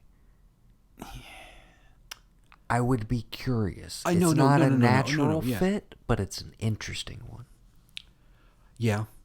And as much as I love Lovecraft Country for dipping into that, I know it was a book that they were turning into a TV series. But I don't know. He wasn't great at novels. The short story was where he was at. Well, no, so but I don't know what you. But that's where I'm saying again. You think you think Flanagan could pull it off? Yeah, if he could incorporate I think there's shorter a way, stories into a bigger narrative that might have like. Yes, I think there's a way to basically give him the same treatment. But also, yes, we did have Lovecraft Country, and the whole nature of that book is kind of interrogating some of the issues that we have with Lovecraft as a person, which I think would be very interesting to do, but it also maybe would feel redundant at this point. So yeah, I am trying to think of just other like big horror authors that maybe he might tackle, or just, I know he's working on a couple Stephen King things as we speak. Okay, we'll close the book on Flanagan. Kind of the reigning champ right now as far as we're concerned. Yeah. At least in the televised. Dude, if he could you imagine the Bachman book about like the walk, where they make teenagers like walk across country, and if like you don't keep up a certain many miles, they kill you on spot, like they're following you. That would be some fun. Like, and then like you're cutting back to like how each of these kids got here to get picked. Like that would be a fucking crazy. Kind of surprised they didn't do it in the midst of all the Hunger Games and Maze Runner sort of things. Right. Well, part of it is probably because Stephen King's like, I did this already. You guys are just, I'm just surprised. I mean, talk about a guy who does not mind cashing checks, dude. I'm like, all. Yeah, okay. Do you want to round some things out? Yeah. Or no, I was about to ask, because I said I think that's inarguably kind of the best horror series in a bit, and Flanagan's kind of like the king of that side of things. I was just going to transition and ask, did you catch Talk to Me yet? No. What's it on?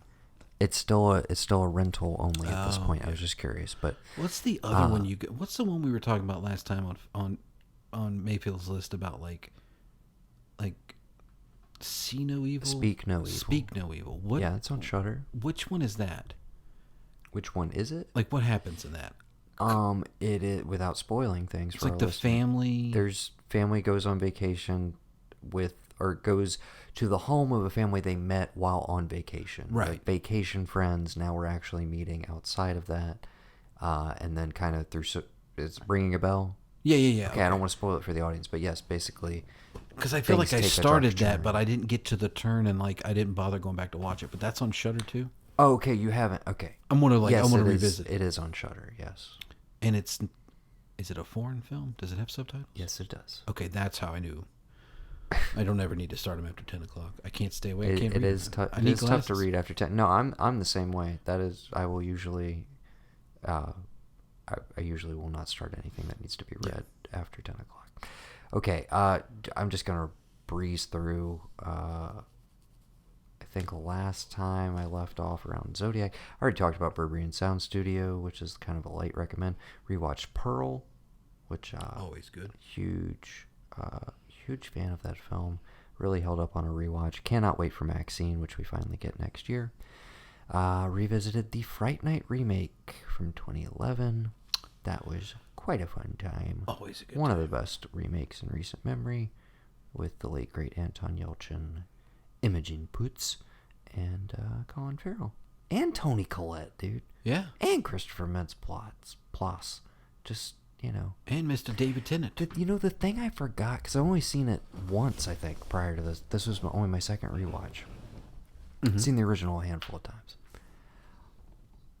This is the reason why this is one of the best remakes.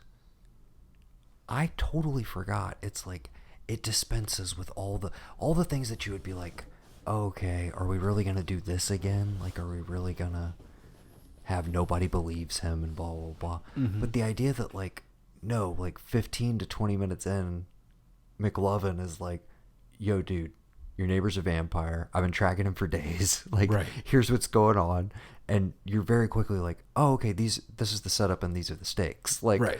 They just, the way they don't bullshit or they just kind of keep things moving, immediately puts you on the back foot because you're like, oh, okay, I actually don't know what they're going to do with some of this stuff. Yeah, and then the idea, and then the beauty of like, well, David Tennant's like a fraud. Like, he isn't this dude.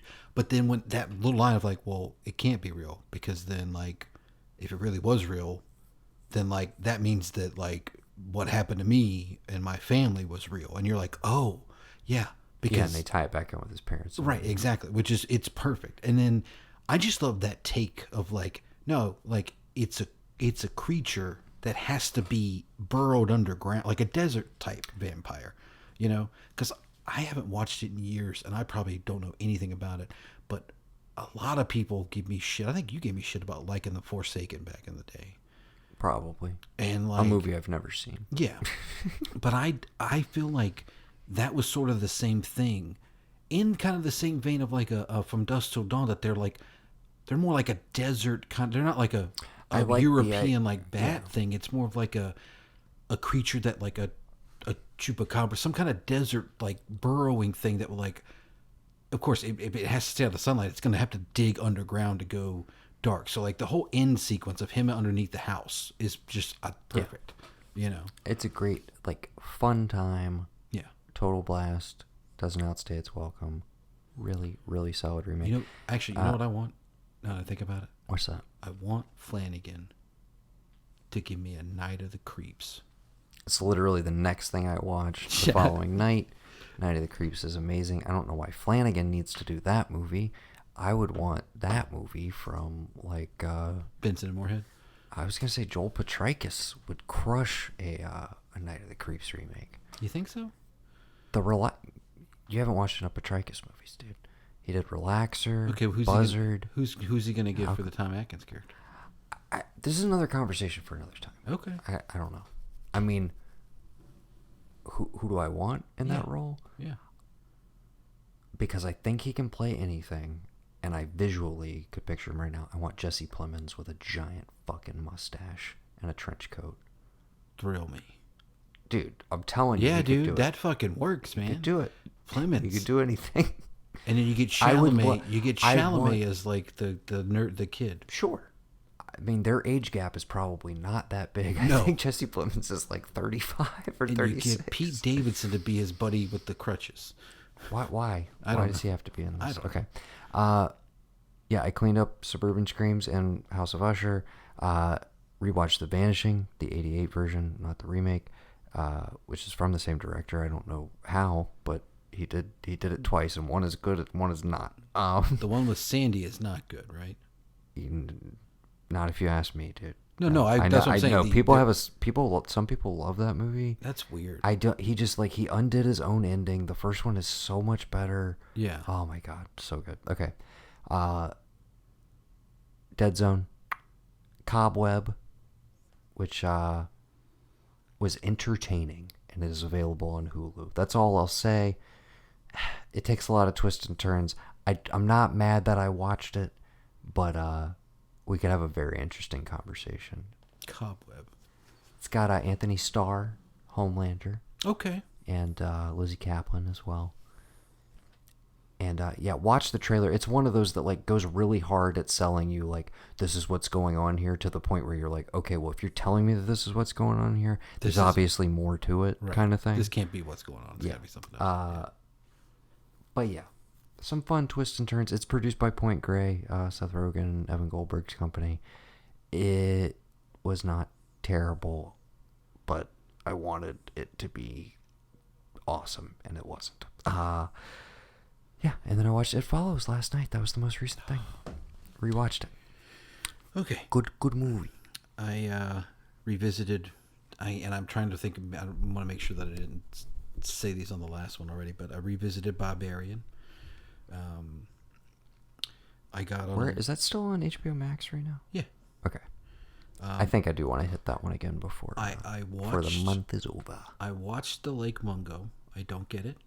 It's a lovely film, but I inherently like ghost stories because it means there's an afterlife, so I can't get scared at it. But how effective is the montage at the end? I mean, come on, it's dude. great. I mean, it's good. I get the whole time. Yeah. Season of the Witch, Halloween 3. That, you know what? That one might be getting subbed in this year. Halloween Day might be Season of the Witch followed by The Shining, and we might just not do the Carpenter OG this year. Oh no, I mean I got to do the Carpenter OG, then I got to do. I always save that one for after 18. The Shining in the evening, but right. But I'm good now that we've got all three of the David Gordon Greens, the Jordan Gordon Lewis's. So you're gonna do the 4? I'm gonna do all 4. Night? Okay. Yeah, for the day, day into the night, into the All Souls Day. I'm gonna do every timeline in one day. That'd be good. It's not possible. Again, I can't remember if I mentioned on the other ones, but I did watch Rob Zombie's 1 and 2, and then I've watched it's not Rick. Is it Rick Rosenthal for Halloween 2, or is it Steve? It's not Steve. It's Rick Rosenthal for Halloween 2, right? I think. Yeah, which one is Steve Miner? Steve Miner's H2O. H2O, which is good, but he was a Friday guy. He was a Friday guy because I did watch 3, 4. But didn't Rosenthal make a Friday too? I think so. I don't know. But I watched. We gotta get the brothers Blanchard on here. I did watch 3, 4, and 5 of Friday, yesterday, back to back to back. I just had them on in my my room. Like I stayed up till 2:00 in the morning. I don't know why I did this. Like as soon as I got off work, I was like, "What am I gonna?" Okay, well I don't think I've actually ever sat down and watched 3. So I kill 3, and I'm like, "All right." 4's got Corey Feldman in it. So I was like, "All right." That's the one that everybody loves. Supposedly. And Crispin Glover's in it too. Yeah. Corkscrew. Yeah. Yeah. The corkscrew. Yeah. And again, I don't know what would have happened with me had you shown me that first, because I know for a fact that the first time I got exposed to it was the time I asked you and Mom to go see Jason X in the theater. Yeah. And I got a little unnerved. I was like, well, this is fucking brutally violent.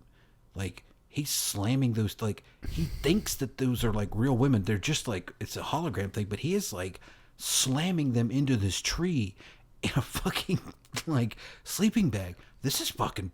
Is this how brutal these other movies are? Because I'd never seen it. I saw the first one, and it's not that bad. It's pretty tame by today's standards.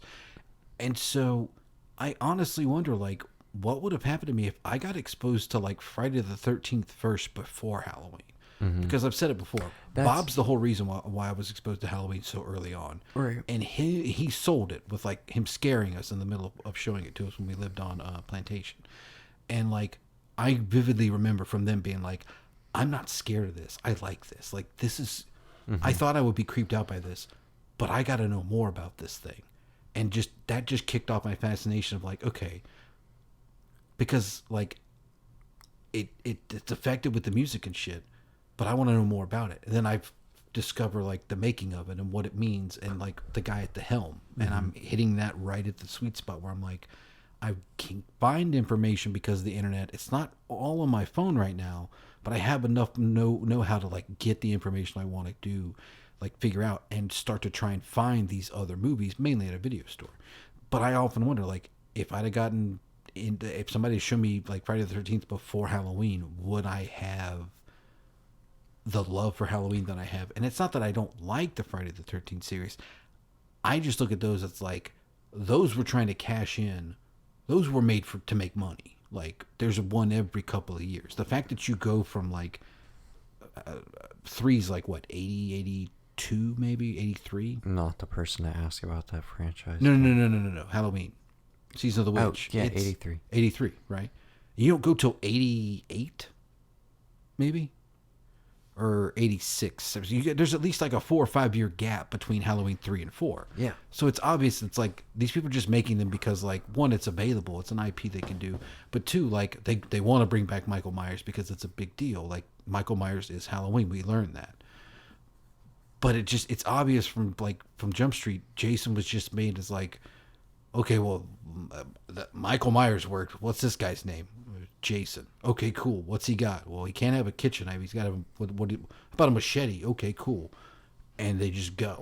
And they're just solely seem to be made for money, not for like. It's 100% which one you saw first, and you latch on like that's your franchise. It's the same reason why I've never cared about Friday the 13th, and I enjoy the Freddy's like quite a bit. I like Nightmare on Elm Street, but that's not like I'm not a diehard about that franchise. I think Scream is like our franchise. I mean, if that's ours, yeah, in terms of just like the one that was happening in our lifetime, yeah. Our life, yeah, obviously. That's if we had to pick one, that's ours. But like fan-wise of the classic three, yeah, we're Halloween boys because those are the ones that we saw for it. It's literally why? Because Mom wasn't a fan of those other ones. Right. She liked Halloween, so that's the one we saw. Yeah. Little did she know. It's the same thing. Like, we've talked about it before, but your gateway movie is Halloween. I don't know why it was that, like, I watched it at the same time, and I remember liking it and being scared of it as a kid, but my activation moment wasn't until like 2 years later when she was like, okay, well, now you've seen I Know What You Did Last Summer and some of these screams and blah blah blah. Now I think you're okay to see The Exorcist, which is a weird correlation to be like, I showed you all these modern horror movies and now I'm going to show you like something completely fucking different, like that in no way you've actually been prepared for. And that's the one that broke my brain, where I was just like, wait, what Right. What is this? So you know what's really crazy? Just I'm spitballing here. We really ought to get this lighting we got and like get some mushrooms, maybe some MDMA, and just take some and just sit here and talk about that, because it's weird now. I don't know why it is in this setting. Thinking of all the things that like our mom exposed us to that are like integral to like how integral. I move. Integral. I can't even speak. I'm so shocked by what I'm integral. Interwoven into my fiber of my being of like who I am, and it's just based off shit she's shown me. Like, you know how much I fucking love like the first Terminator? Oh, yeah. Like I traveled across time for you. I like that one, but and like T2 is like, yeah, but like there's a little sliver of my brain that's like just carved out for that movie. Exactly, and that's great. I don't do that. I always like I'll put Terminator on all the time to go to sleep, like just, and because of like the way my brain works and Mom's brain works, all this shit had to happen. And you had to meet your dad, and your dad sends you back in time to have you. Like, all the infinite possibilities in the universe, and that shit has to happen. And your dad knew it had to happen. Okay. You know, so fucking crazy. We're like so far off the ARKTOBER reservation. I want to. I Chopping Mall. Have you seen Chopping Mall? Well, if you're just gonna cut me off, then never mind. Sorry. God, no. No, I haven't seen Chopping Mall. Okay, Chopping Mall. I thought it was going to be shit. I remember seeing this. Are we ending on Chopping Mall? No. I got some more. Barbara Crampton's in it, and the sister. You've seen Night of the Comet. I cannot think of this actress's name, but the cheerleader, the younger baby sister in Night of the Comet. Yes, she is also in Chopping Mall, and it's not really. I don't know why they classify it as horror. It's like some dude builds like modern security robots that look like, Johnny Five, like, Roller, Awesome-O, Johnny Five all mixed together. Kelly Maroney is the actress. Kelly Maroney, that's right. That's her name. And like lightning hits the receiver thing on top of the mall, and then they go crazy, and the kids are trapped in the mall. I thought it was going to be dog shit. I actually really enjoyed like how of its time it was, cliche it was, but also like, okay, this is different. It's not some dude with a mask and a whatever. It's like, what happens? Robots. What happens if technology fails on us or fucks with us? And then let me see. I told you like Mungo. Cursed. Went back and watched Cursed again. I feel like people don't think about that. It's not really that great of a movie. That's why people don't think about it, bro. But it was just, it's the first time they're back together after Scream, and it's like werewolves, and they were just, the fact that they tried it, I put it up there with like Dracula 2000. It's just like, Dimension was just like, we're going with whatever we can. Dude, that tripped me out last night. Watching It Follows, which I would have sworn up and down was an A24 horror movie. No. And to kick it on, it's like, I was like, the fucking Weinsteins, they got their greasy little paws on this right before. It was like right in the dying days of like, you still had Dimension and everything. Is it MGM too? I don't think so.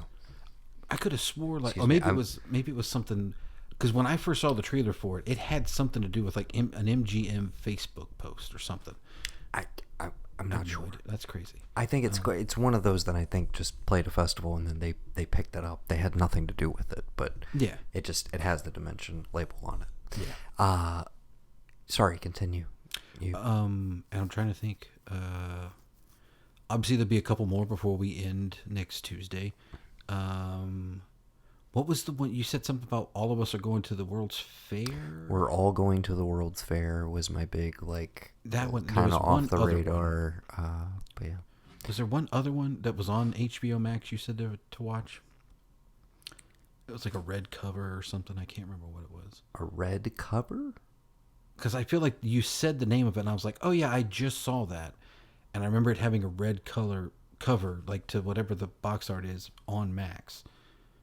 And not recalling that, but you might possibly be thinking of Beyond the Black Rainbow? No? That is the previous Panos Cosmatos No, it's movie? not that one. It's another one you said, like, it was on Max, you thought I would like it. You said the name out loud. I have to go back and listen to the episode. And I knew exactly what it was, but I hadn't watched it. Did you watch Infinity Pool? Yeah, I watched it. You've seen... You said red, dude. I'm just trying to think of, like, things that had red imagery in them. On their main cover, on the front it's not obviously not helping. Yeah, I have something I already listed. You said it out loud and asked me if I'd seen it, and I was like, "No, I've seen it. I've seen the box art for it or whatever." But it wasn't this one about the World's Fair. Great podcasting. What? Yeah. Okay, I have no idea what you're talking about. I'll find it. I'll let you know. I'll text you when I do. It'll be fine. Okay, we'll do it in post. But yes, my big recommend from the previous episode was we're all going to the World's Fair.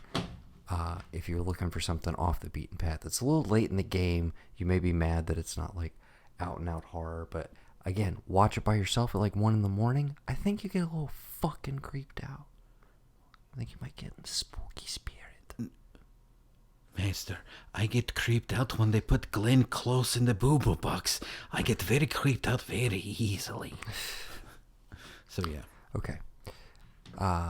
And again, go watch all 3 In Search of Darknesses and find some gems of your own. If you want some recommendations, that's a great place to start. And obviously the 101 Scariest Movie Moments that Shudder just put out last year, which we had a great time with. Go back and find the Bravo shit. It's probably on... Yeah, it's on YouTube. You can look it up. It's kind of... It's chopped to ribbons, but you can watch it in sections. Yeah. And more than anything, let us know what you're going to be watching in your respective movie marathons. You can email us. I did it so hard. Hold on. Okay, yeah. I set myself in the face with my mic so hard that it stopped the recording. So that's what funny. that I was. didn't see you do We it. clearly It looked like it moved on its own. We clearly shut the fuck up. We clearly. I call upon the spirits. This if is there's anyone now, this is a great way. let us hear from you. To wrap up ARKTOBER 2023, our annual all horror celebration of all things spooky and creepy. Let us hear from you. We'll be watching a few more spooky titles before the end of the year, or at the end of the month rather. And then there is one big horror title we're quite excited to see in November. It's called Thanksgiving from Mr. Eli Roth. So perhaps we'll come back with a little ARKTOBER's leftovers, if you will. Come home for the holidays in a body bag. Wait,